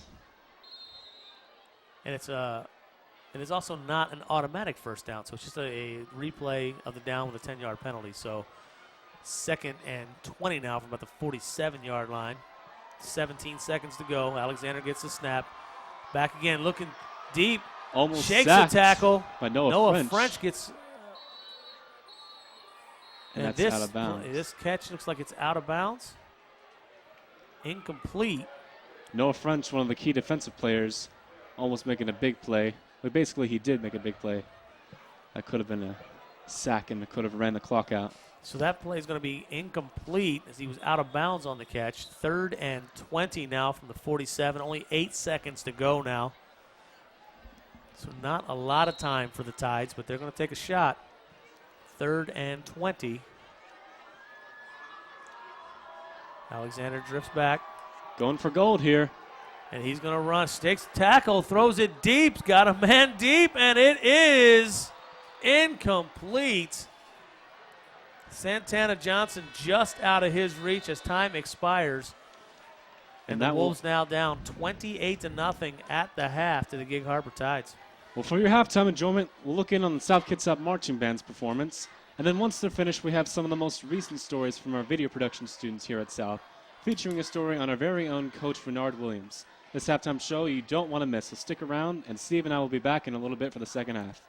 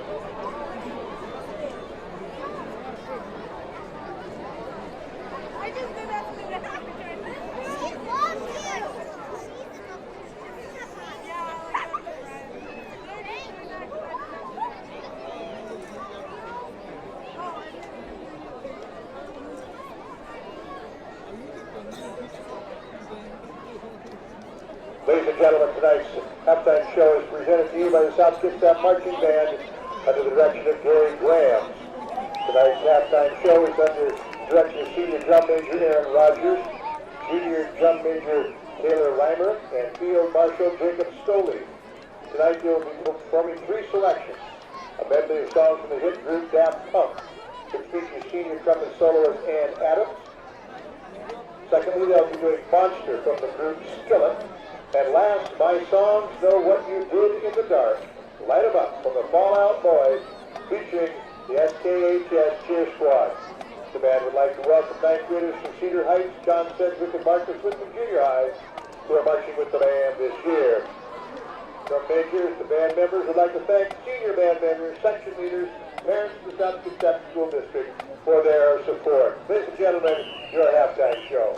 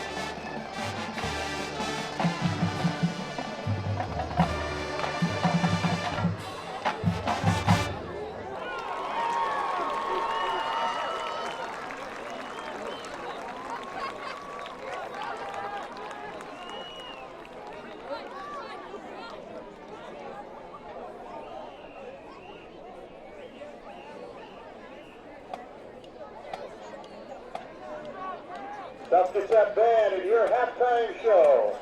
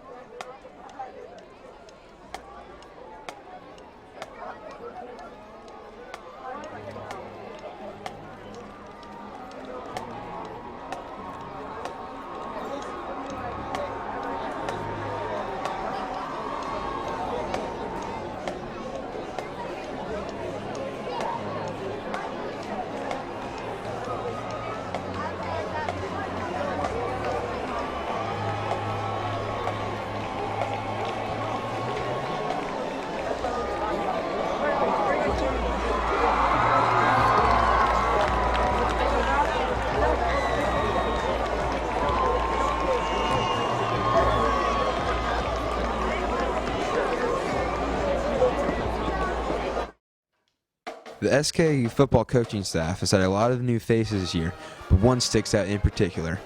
Former SK football player Renard Williams. Renard played football at South from 2004 to 2006 and was a varsity starter all 3 years. His senior year, he was selected to the Washington State All-State football team as well as a state champion in shot put. In college, Renard was a part of Eastern Washington's 2010 national championship team as the starting nose guard. And now Renard has returned to coach the D-line of your South Kitsap Wolves and one day hopes to return to Eastern as a football coach. Some things that made me want to come back and coach is just giving back. Guys were here doing it for me, so I definitely wanted to come back and do it for others. I wanted to be a positive role model for you all, show you all that you can go and have collegiate aspirations of playing whatever sport it is. Just showing you all that you can go out and do those things if you choose so. Any questions that guys have or any concerns, I'm just here to be a help in any way that I can.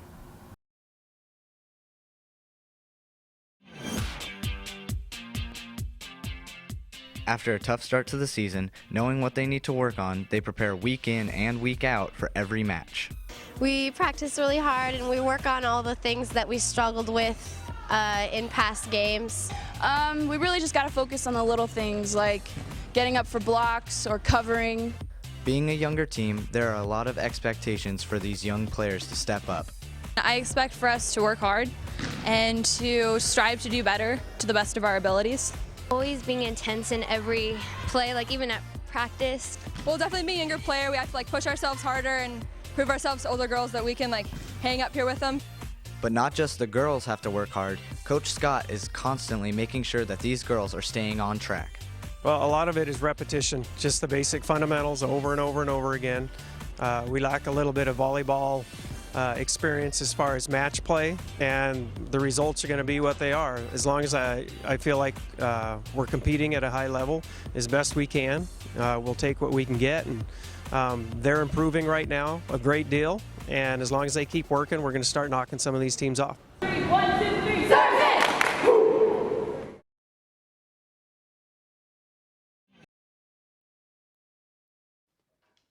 The SKU football coaching staff has had a lot of new faces this year, but one sticks out in particular.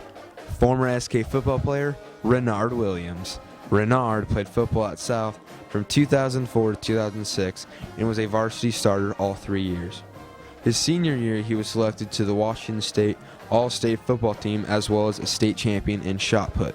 In college, Renard was a part of Eastern Washington's 2010 national championship team as the starting nose guard. And now Renard has returned to coach the D-line of your South Kitsap Wolves and one day hopes to return to Eastern as a football coach. Some things that made me want to come back and coach is just giving back. Guys were here doing it for me, so I definitely wanted to come back and do it for others. I wanted to be a positive role model for you all, show you all that you can go and have collegiate aspirations of playing whatever sport it is. Just showing you all that you can go out and do those things if you choose so. Any questions that guys have or any concerns, I'm just here to be a help in any way that I can.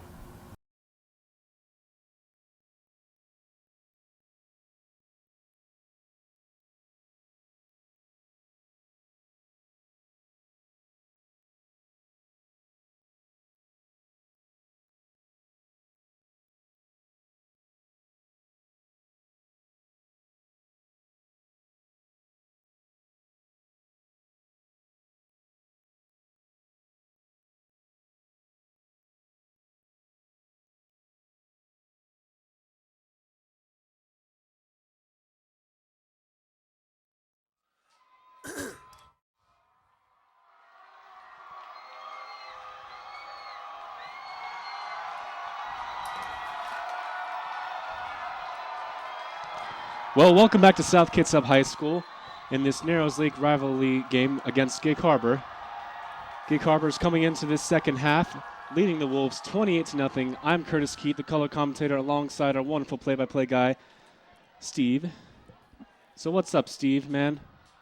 Well, first half, all about Davis Alexander, Gig Harbor junior quarterback. 8 for 15, 174 yards and 2 touchdowns.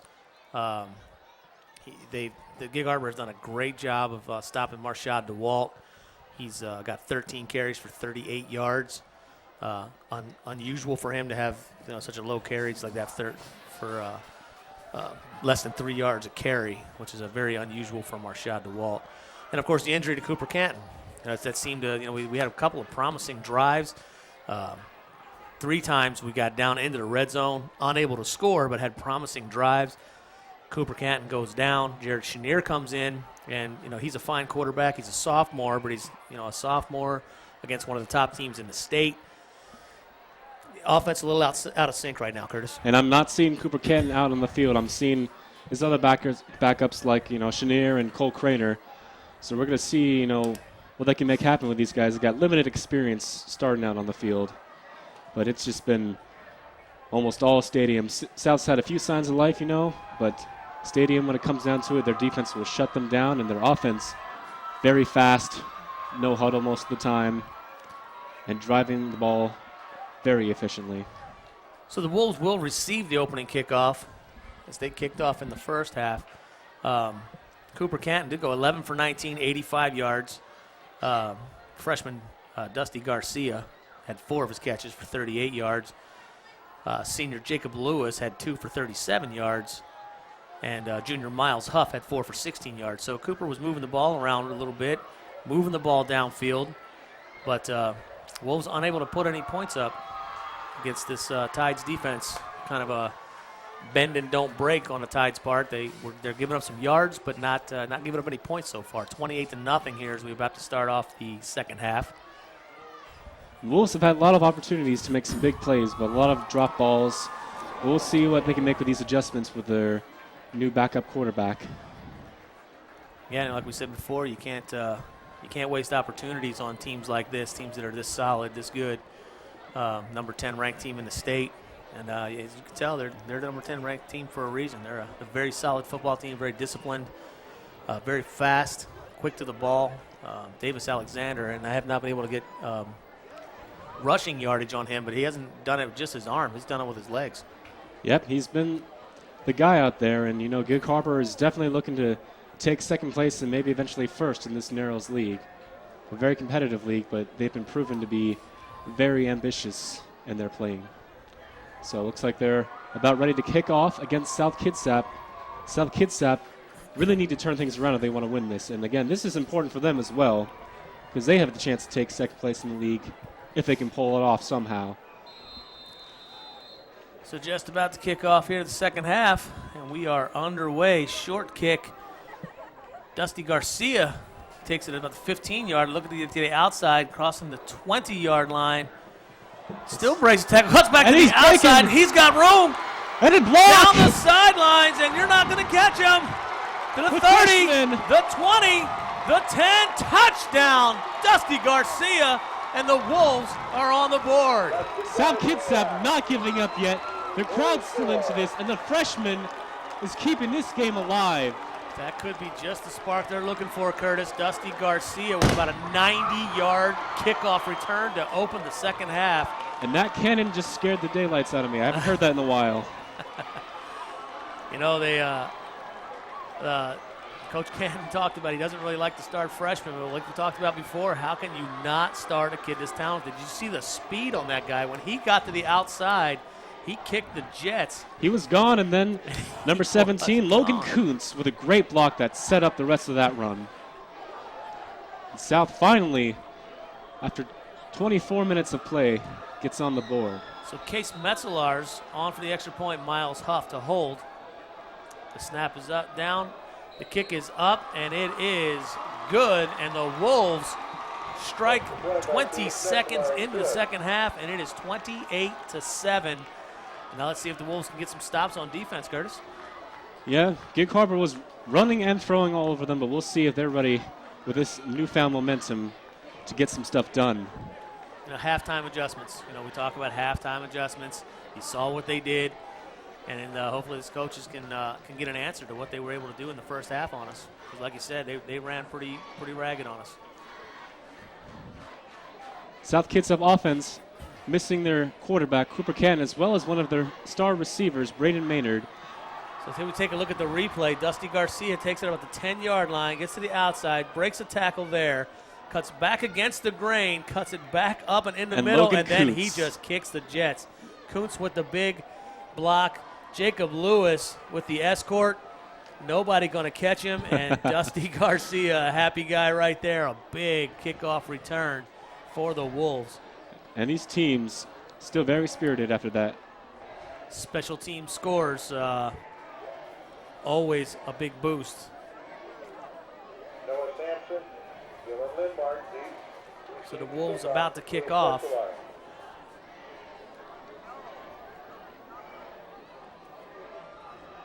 We started to talk about Coach Canton's keys to victory. I talked about one was stop the run. One of the other ones he mentioned was to create some turnovers, which the Wolves have actually done a pretty good job at, as they've created 10 in the 4 games. But playing a team as talented as Gig Harbor, you need either some special teams or some onside kick, but it looked like. And it is recovered by the Wolves. And South Kitsap Gig dramatically Harbor turning this game around. 20 seconds. Gig Harbor not expecting that this early. Typically you don't see onside kicks till late in the game, and Coach Canton pulling a little trickery out as he goes for the onside kick early. Jarrett Chenier, the sophomore, running in, trying to turn things around after a horrendous first half. First down, Wolves on the 50-yard line. So Wolves at midfield take over 1st and 10.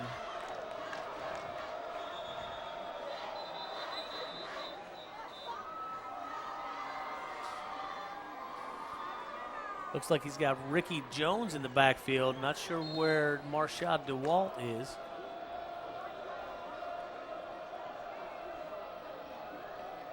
So Chenier to Jones. Hands it off to Jones, who gets up the middle, and he gets maybe a yard out of it. Gets to about the 49-yard line. So again, you see they're not quite in sync. You can see it looked like Chenier started to head a different direction as Jones, and I don't know which guy was headed in the wrong direction, but the offense just seems to be a little bit out of sync with a couple of the younger guys getting in here. Well, the crowd is still in sync.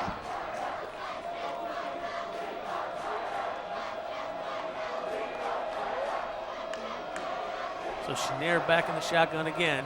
Only 2 receivers out now. He's got Garcia and Van Giesen out wide. He's going to hand it off up the middle again. Looks like Jones. He's going to be stopped about the line of scrimmage. So we're looking at about a 3rd and 9 now. I'm not seeing Marshad out there either. I imagine he might be in the locker room helping Cooper out a little bit. Yeah, I have not seen Marshad DeWalt or Cooper Canton return from the locker room. Marshad might be helping him stretch out or something. Well, unlikely if he was healthy that he wouldn't be out here to play in this game. So Chenier takes it 3rd and 9 from the shotgun, single back. Chenier looking deep, and he's got him, but it's going to be picked off Santana Johnson. That ball a little bit underthrown. He had a man, Van Giesen, down the sidelines, but that ball's a little bit underthrown. The safety, Santana Johnson, jumps it, and he's going to pick it off and bring it back to about the 36-yard line. Santana Johnson was one of the key wide receivers, so pretty smart play on Gig Harbor, putting him on defense. He got the steal. So just like in the first half, the Gig Harbor Tides out quick. Fakes the handoff, got him in the backfield, shakes 2 tackles, runs it back up the middle, and he's going to get about 10 yards out of that. He's going to be about 11 yards. He's going to get a 1st down.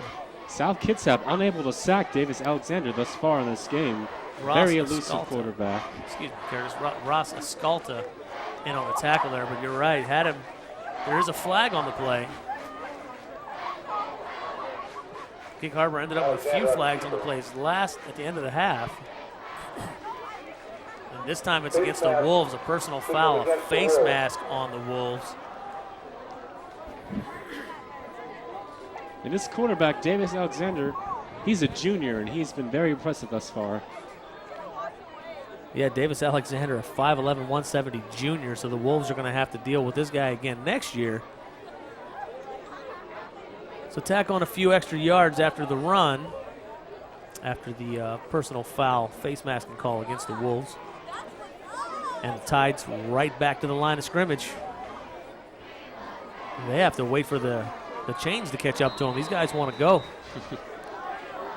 Just like the first half, they have not slowed down a bit. Alexander hands it off up the middle. Got room as he cuts to the outside. Adrian Valona. Haven't heard much from him in this game, but he gets a big run there as he takes it all the way down to about the 18, 19 yard line. So another first down for the Tides. Tides looking to strike right back after South's big momentum. Adrian Valona with a big run there.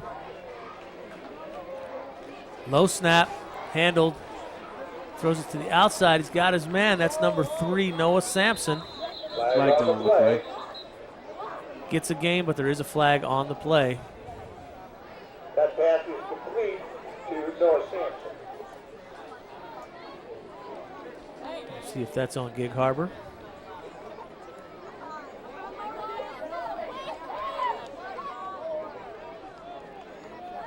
Referees getting together. Pointing towards the Wolves. Will Gatlin heading off the field. Will Gatlin, one of those guys playing both sides of the ball. It looked like they were counting. I don't know if the Wolves had maybe too many men on the field. Nope. It is a hold against the Gig Harbor Tides. So that will negate that gain and back them up a little bit.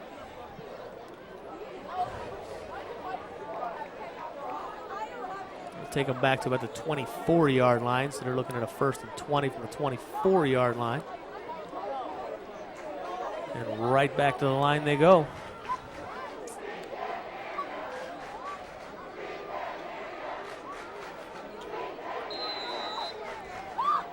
Alexander out of the shotgun again. Hands it off at the middle to Valona. Still on his feet, carrying a couple guys, and he gets inside the 20 to about the 16-yard line. It's about a 6-yard gain. In the previous games, Gig Harbor Tides did a lot with their running game, but they're just now starting tonight to be utilizing that running game. So right back to work again. Alexander out of the shotgun. Fakes the handoff, throws to the outside, got a man in single coverage and a great tackle. Logan Guerrero, great open field tackle on number 5, Santana Johnson. If he doesn't make that tackle, Johnson gets in easy. There was nobody else over there, so a touchdown saving tackle there. Gig Harbor right back to work.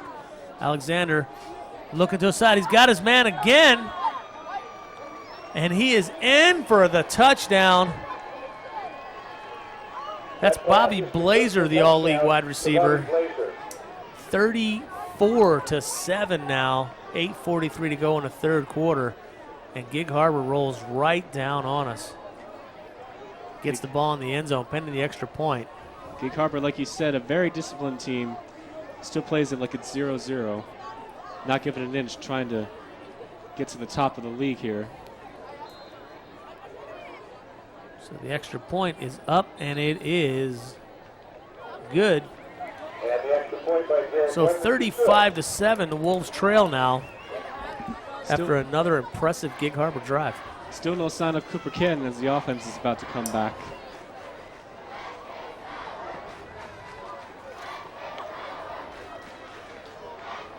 You know, Coach Canton preaches to his players that we need to get better every week. Whether we win or lose, we just need to keep improving, and that's what the Wolves are trying to do. Even in games like this, you'll still see that they'll play hard. They won't roll over. They'll keep playing hard and keep trying to get better and keep trying to build every week. You know, a loss here, 2 losses in league. You're looking to go at least 500 in league. So they're going to need to beat, you know, Timberline, Stadium, you know, teams like that. And really, for these guys who are just now starting to get some action, is really good for them. It's good to be filling in the shoes that you wouldn't think could be filled. So Tanner Stepp set to kick off for the Tides. And Dusty Garcia. Dusty Garcia, Jacob Lewis back for the Wolves. And looks like Cooper Canton's finally walking back on the field. He's not in pads anymore. He's in street clothes. So he's done for the night. Is that Marshad DeWalt behind him? Yes, it looks like he as well is. Marshad DeWalt also in street clothes. He must have gotten hurt towards the end of the game. And South's so this time they're going to kick it away from Garcia to Lewis, who is also a very fast. And a big hit there, 24, Dre Brazier, who's had a couple of big sticks in this game and could have been the one that possibly hurt Marshad DeWalt. He put a good hit on him earlier in the game. Big hit there. And the Wolves will take over at about the 20-yard line. So Marshad DeWalt, Cooper Canton, the starting running back and quarterback, out of the game for the Wolves. Cooper Canton did give a thumbs up to the student section, so apparently he's not hurt too awfully bad. An unfortunate turn of events, though, as Ricky Jones and Jarrett Shiner, a little inexperienced, but they're getting it now. So there's Jones there, trying to get to the outside, won't be able to do it. Ricky Jones, your ball carrier. Might have got a yard out of that one. Hunter Thielen leading the tacklers. Gets it. No, looks like he might even have lost a yard. So 2nd and 11 now from the 19-yard line.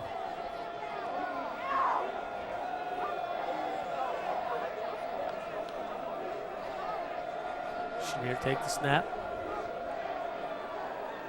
Hands it off again to Jones up the middle. Stacked up immediately. It looks like he may have lost another yard.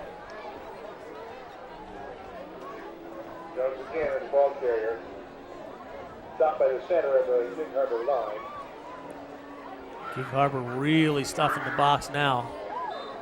Making sure that South can't get a run game going. Going to try to get Chenier to throw the ball. So that's about another 3-yard loss. 3rd and 14 from the 16-yard line now.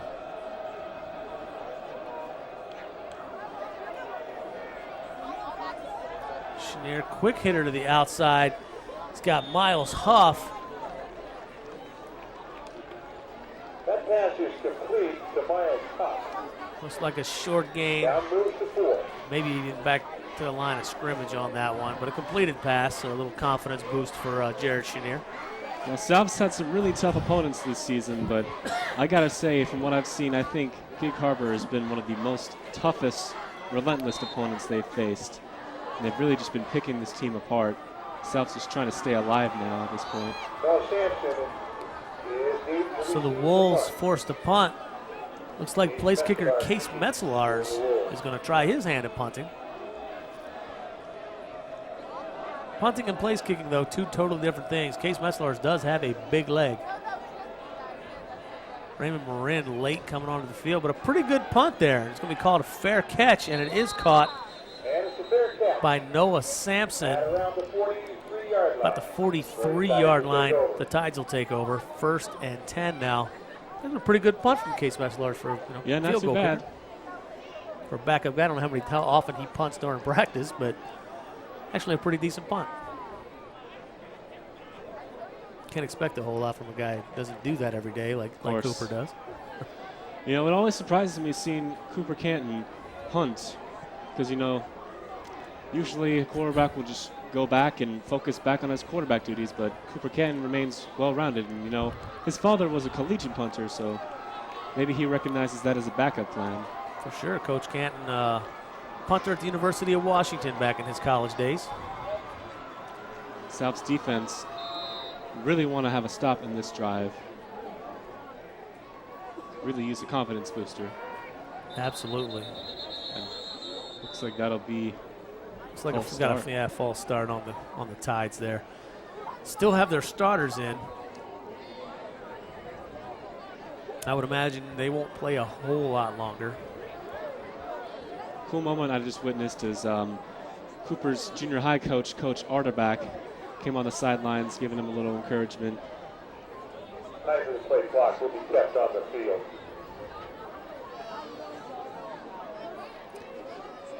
We're back on.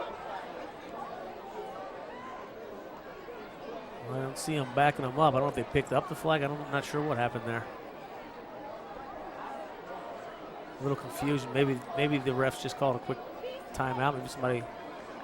Maybe one of their refs were out of position. Not sure exactly what happened. Nobody's moved, so we're just going to go first and 10 from the 43 for the Tides. Hands it off up the middle to Valona. Valona carries it forward ahead, maybe 4 yards. Valona finally starting to get his action tonight. In this second half, he's been pretty impressive thus far. Well, the Wolves have really tried to focus on him coming into this game and done a pretty good job of shutting him down the first half, but Davis Alexander, who takes it again, and Raymond Marin from behind. Finally sacking Davis Alexander for the first time in this game. Raymond Marin. Boy, he jumped that one in a hurry, runs down Alexander from behind. Raymond Marin, the all-league senior linebacker and leading tackler on the team the last 2 seasons, with a big sack there. Throws to the outside, and he overshoots his man that time, looking for Noah Sampson. Good coverage by Miles Huff. So that's going to bring up a 4th and 8. Looks like South might have their first. No signs of the punt team coming on for the Tides, so they're going to go for it. 4th and 8 from the 40. He's got trips to his left. Again out of the shotgun. South trying to get. Audibleizing now. He's audibleizing out of his play. Letting his team know what they want to run. Takes the snap. Quick hit to the outside. Has a man, and he's going to be short. Good stop. Noah South Sampson with the catch. Huff on the stop. So the first turnover on downs, a big stop for the Wolves. Exactly what they needed there. And let's see if this offense, Jared Chenier and company, can get going here a little bit. It's really great by Raymond Marin by that sack. Raymond Marin, really fun player to watch on defense. He's been a joy to watch the past couple seasons. Transferred up here from a Colorado high school last season, joining the Wolves, and was their leading tackler last year, and he's again their leading tackler this year. As Jarrett Shiner. Chenier takes the big hit in the backfield. Ball's on the ground. And it looks like the Wolves recovered it. Gig Harbor not lining up at all. Gig Harbor recovered. I thought Chenier got it, but he was not able to get it. Ricky Jones with a big hit again from Brazier. And he fumbles it. Gig Harbor recovers. And South's defense, right after a huge stop, is once again back on the field almost immediately. They're going to be asked to make another one. They only get a 1-play break, and they're back out there again trying to stop this Tides offense. Quick again. Alexander rolls out. Looking for a man downfield. He's got one. Number 5, Santana Johnson. Raymond Marin once again on the play, getting him out of bounds. That pass complete to Santana Johnson. So that's going to be a first down. Raymond Marin has 28 tackles coming into this game. It's over 7 a game for him. 4 of them for losses. He's really, him and Noah French and a few others have really been trying to carry this defense. So Alexander rolling out, looking to the end zone. Got a guy. And another touchdown. Touchdown. Second touchdown catch of the game for Bobby Blazer. And the Wolves now lead it 41-7 with 5 minutes to go here in the third quarter, pending the extra point. So Davis Alexander continues his impressive stats for the night. Both his legs and his arm. Special kind of player he is. So Tanner Stepp in for the extra point. Snaps high. Nice grab. Gets it down. Kick is up. And it is good. So 42-7 now. The Wolves trail this one. 5 minutes, 7 seconds to go. And I would imagine that, especially on the Gig Harbor side, we're going to start seeing some of their backup players coming in. Oh, I'm not sure about that. The way they've been playing, they seem to just remain relentless and really clicking on offense. And we were talking about how the Wolves are kind of out of sync now, especially with a couple of backups in, especially in key positions like the quarterback and the running back. But boy, Gig Harbor firing on all cylinders. Only been stopped twice in the opening drive and then the drive just before this one. Otherwise, they've scored on all their possessions. Well, South's one and only touchdown was freshman Dustin Garcia, who returned the kick. So we'll see if they are feeling like kicking it to him again or to Jacob Lewis. They went to Lewis last time. I would imagine they're probably going to try to stay away from Garcia. Looks like Garcia's not even out there. Oh. Looks like Deion Anderson's back deep.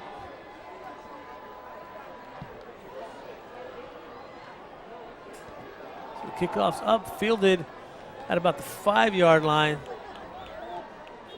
A swarm of Tide players.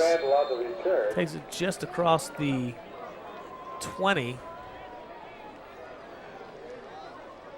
That was Drew Randall, senior running back, 5'7", 141.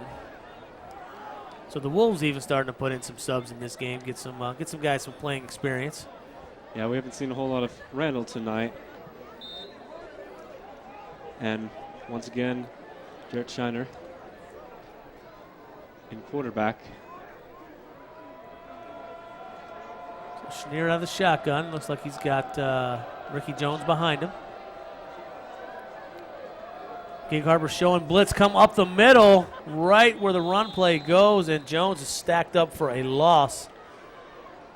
So Gig Harbor runs the blitz right up the gut. The Wolves run right into it. And Ricky Jones tackled for a loss. Ricky Jones has got speed, but he hasn't had a whole lot of holes to run through tonight. They keep running him up the middle. He's not a terribly big guy. He's 5'9", 180. And if Gig Harbor's defense can shut down Marshad, they can definitely shut down Ricky, as they're showing now. And looks like that'll be a false start. In South Kitsap. Kenny Staffney, the 6'1", 255 sophomore, comes out of his stance a little early, so the Wolves will be backed up 5 more yards.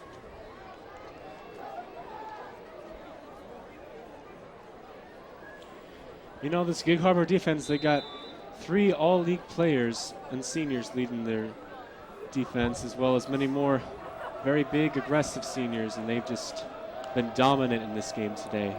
I agree. Very talented group. So handoff again to Jones up the middle. Spins off a tackle and then swarmed up again by that Tides defense. Fighting up the middle. Tacklers led by Hunter Taylor. Hunter Talon on the tackle there. He's at about the 15-yard line. So 3rd and 16 now for the Wolves, deep in their own territory here. Schneer out of the shotgun again.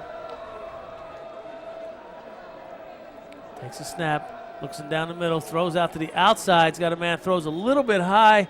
Nice grab there. That's number 89, Isaiah Bird.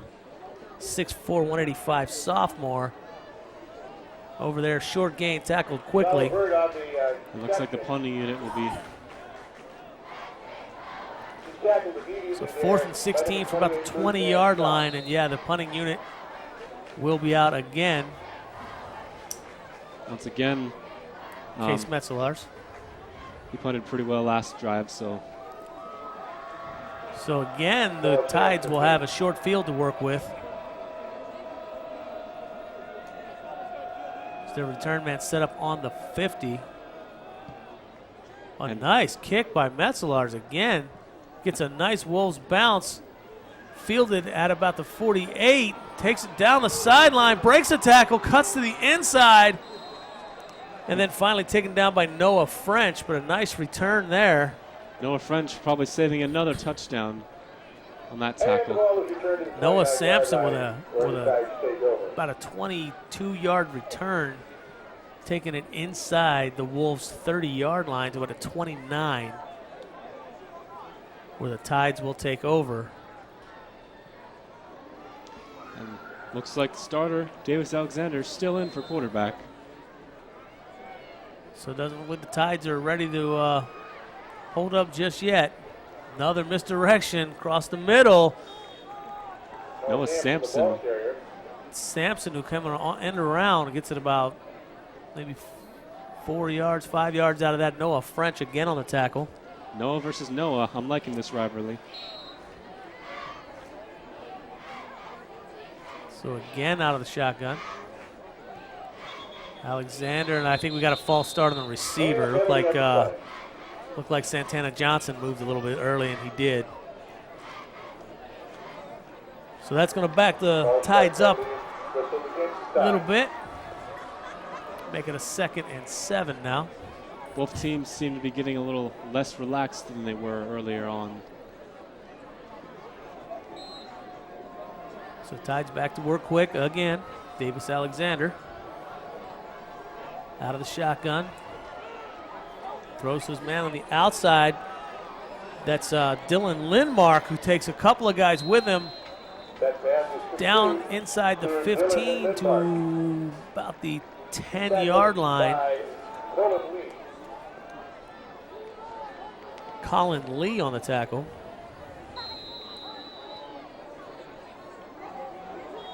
Oh, and the Wolves unable to get guys off the field.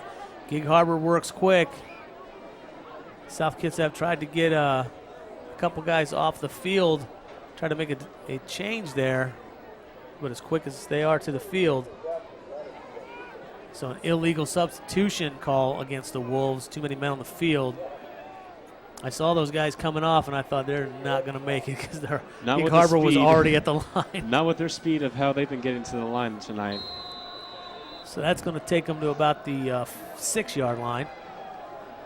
I just watching Gig Harbor's offense, I just imagine how hard. So handoff up the middle to Valona, and he is in. Touchdown. How hard Gig Harbor's offense must be training to be able to withstand this kind of endurance and to just keep on going and keep driving the field. Adrian Valona with a 6-yard touchdown run.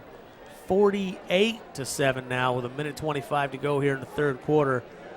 And he made that look easy, Steve. He really did. You can tell this Wolves defense is just baffled by this Tides offense.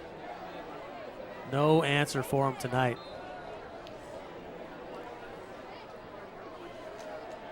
So the extra point is blocked. The Wolves blocked the extra point, so the score will remain 48-7. South Kitsap still showing signs of life. We know Coach Canton's going to have these guys playing hard. You know, they're never going to give up 48-7, or whether they're up 48-7 or down 48-7. The same as Gig Harbor. You can see they're still playing hard. They're up 48-7. It'd be easy to try to sit on a lead like that. But, you know, they're still pushing away. They still have starters in the game. I would imagine getting ready to go into the fourth quarter, that would probably be it for the starters. I can't imagine you keep them in there risking injury and stuff. But last week they had 60-something points in the first half, and they pulled their starters after the first half. But they did play them the entire half. There's no waving the white flag in football. See Coach Canton there looking on, injured wide receiver Braden Maynard beside him.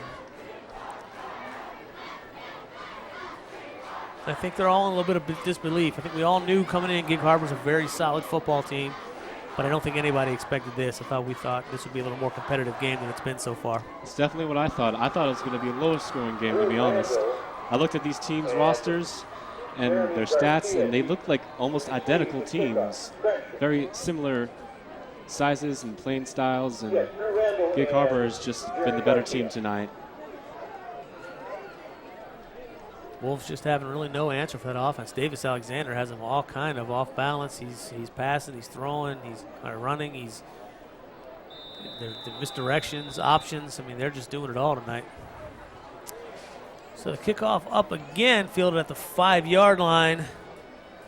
Drew Takes it Randall. to the outside. Drew Randall looking for some running room. Still on his feet. Breaks another tackle and takes it across the 40-yard line. So a nice solid run there by Drew Randall. And these past few special teams, he's had his chance to shine and doing fairly well. You know, when you get your opportunities, no matter where it is in the game, you got to make the best of them. And Drew Randall with a nice return there. Jarrett Shiner trying to make that in quarterback.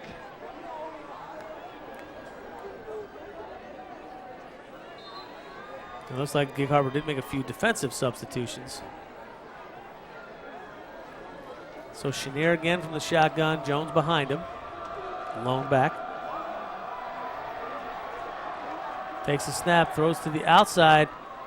Catch made there. Short gain, 2 or 3 yards. Flag comes in late. That's senior Logan Kuntz on the grab there. But we do have a flag on the play. Personal foul, hit to the head. Officials in every league and every age take that very seriously. 15-yard targeting penalty assessed. So 15-yard helmet to helmet. And we are under the mercy rule now. The clock does not stop except for timeouts. Clock winding down in this third quarter, about 5 seconds. Let's see if the Wolves are even going to get this play off. The clock stopped for some Well, reason. the officials just called the timeout. Now they say to start winding it. And Chenier will not get that play off. So we're going to head into the fourth quarter. The Wolves trailing 48-7 here at Joe Knowles Field. Gig Harbor Tides really came to play tonight, Curtis. Looking good. Yep. And now these backups for South got about 12 minutes left to shine. Just trying to make some positive things happen, trying to keep everyone's spirits up. Like Coach Canton said, they got to get better every week, whether it's win or lose. And yeah, and this is an excellent opportunity to get some guys some playing time, some seniors that haven't gotten some playing time, some of the future. You see Jared Chenier out there, who I'm assuming is possibly who they're thinking could be the quarterback for next year. Being only a sophomore, we'll see what he has to offer. Get him in the game and get him some opportunities.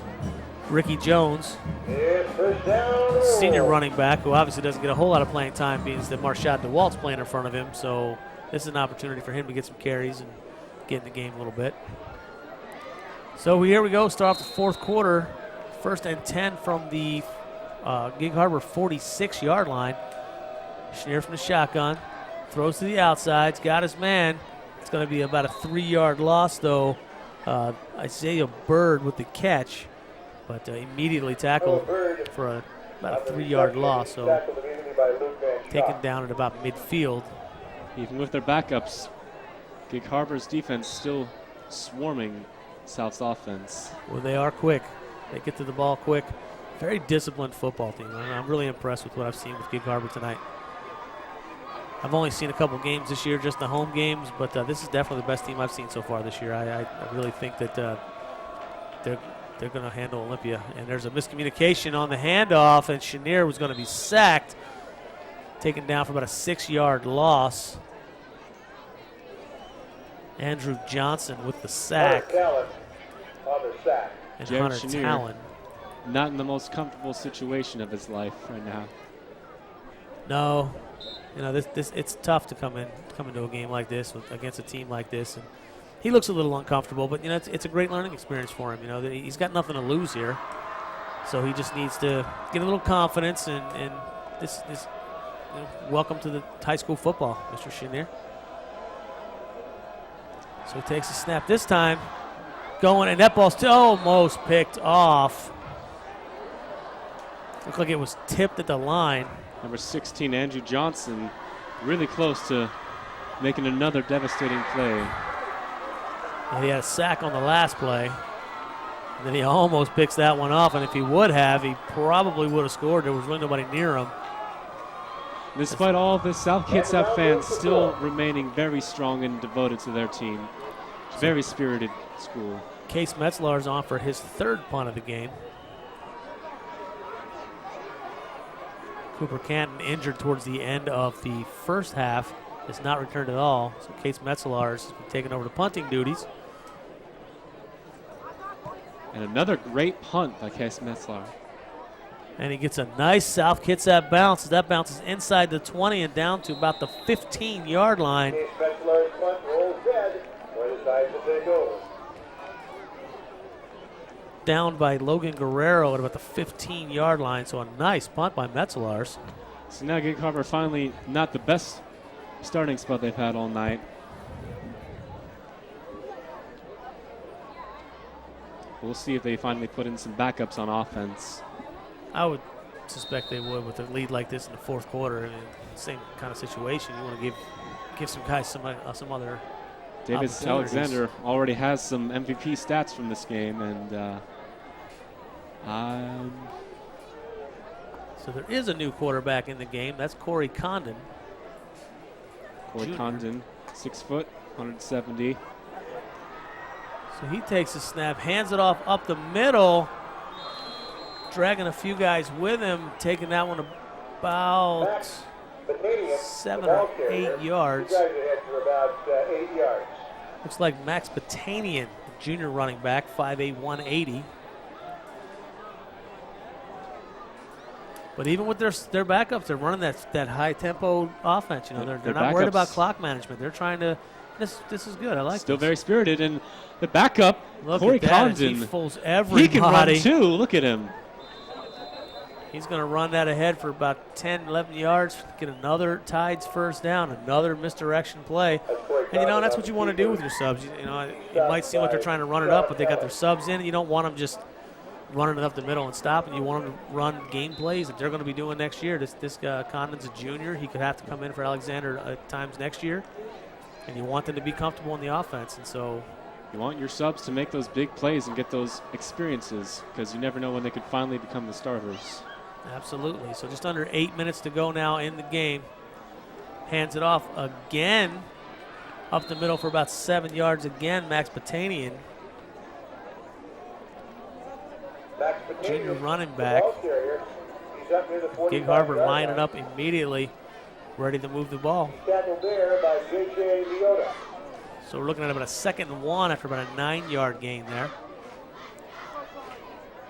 Narrows League very competitive, but it looks like Gig Harbor is definitely trying to make a statement as far as being the biggest threat. After today, they'll move into 2nd place in the league, just behind Olympia. Yeah, they'll be at least tied with Olympia. If I don't know if Olympia's playing tonight, but so back to work quickly again. Corey Condon, who's also playing wide receiver in this game, hands it off up the middle to Max. Gets it again to the outside, 12, maybe 13 yards. Finally brought down by J.J. Leota. Flag on the play. Flag on the play. It's over by where the tackle was, so I don't know if they got some face mask on that one or if there was a hold over there. Drew Randall and J.J. Leota on the stop for the Wolves. Drew Randall also in on that tackle with Leota. Looks like it will be against the Wolves, as they're talking to Drew Randall. So that's going to back the Tides up a little bit. Just under 6 minutes remaining in the game. Clock running. Again, we're under the mercy rule here. So the clock will continue to run unless someone calls a timeout. I'm sure Gig Harbor doesn't mind that the clock is running. Not at all. So 5-yard penalty makes it a 1st and 8. And again, up the middle. Big running room up the middle for Max Batanian, and he's going to move the chains again after about a 10 yard, about a 10 or 12 yard run, taking it down to the 31-yard line. Max Batanian in this opportunity, really making it happen, making a statement to his coaches. Hands off again to Batanian. He's got run room to the outside, cuts back to the inside, and takes it all the way down to about the 14-yard line. 2 consecutive first down conversions. Damari Hutcherson in on the tackle that time. And already, Gig Harbor back in the red zone. Less than 5 minutes in this game. Still going strong. Takes the snap, hands him up the middle, and hit immediately. This time he's not going anywhere. Zach Parkins on that tackle. Zach Parkins, 5'10", 160, senior defensive back. Got in there in a hurry and stops him at the line. So a big stop there, maybe even a loss of 1. So it looks like a 2nd and 11 from the 15-yard line. South defense still not giving up. So empty backfield. And a fake. Fakes the hands off up the middle. Goes Condon for about 8 yards. Corey Condon just as elusive as Davis Alexander. Takes it down to the 7-yard line. Very similar quarterbacks, those two, the way they run. Very quick, very, they hide the ball really well. The same age and they're the same size. So again, quick. And he Condon fumbles the ball. And South picks it up. And here goes J.J. Leota. Leota takes it to about the 45-yard line. Flags on the play at the end of the play.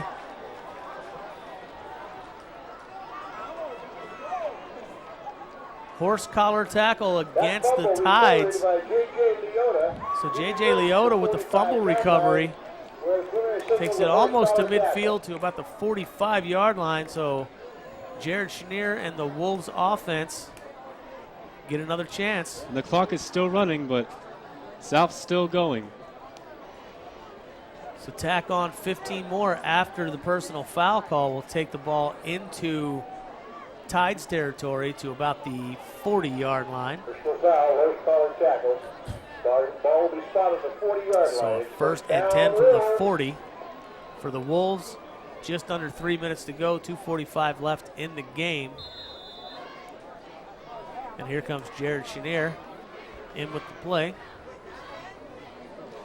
Chenier's had some big pass plays that just haven't unfortunately been picked up, but he's hoping to try to maybe get his first high school touchdown in this game.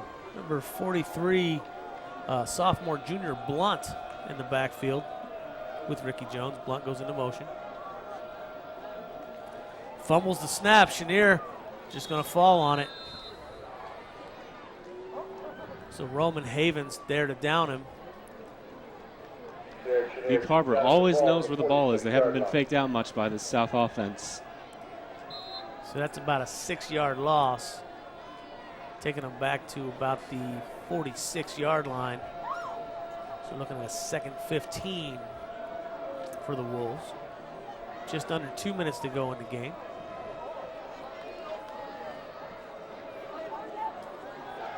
Chenier takes the snap, throws high, and it is intercepted. Number 21, Bailey Wire, still on his feet. Got some escorts down the sideline, still on his feet, and takes it down inside the 25-yard line. And Deion Anderson was wide open for that, but he was throwing to someone else. Unfortunate turn of events for the Wolves yet again. Chenier overshoots his target. And Deion Anderson not hard to overshoot, considering he's only 5'5".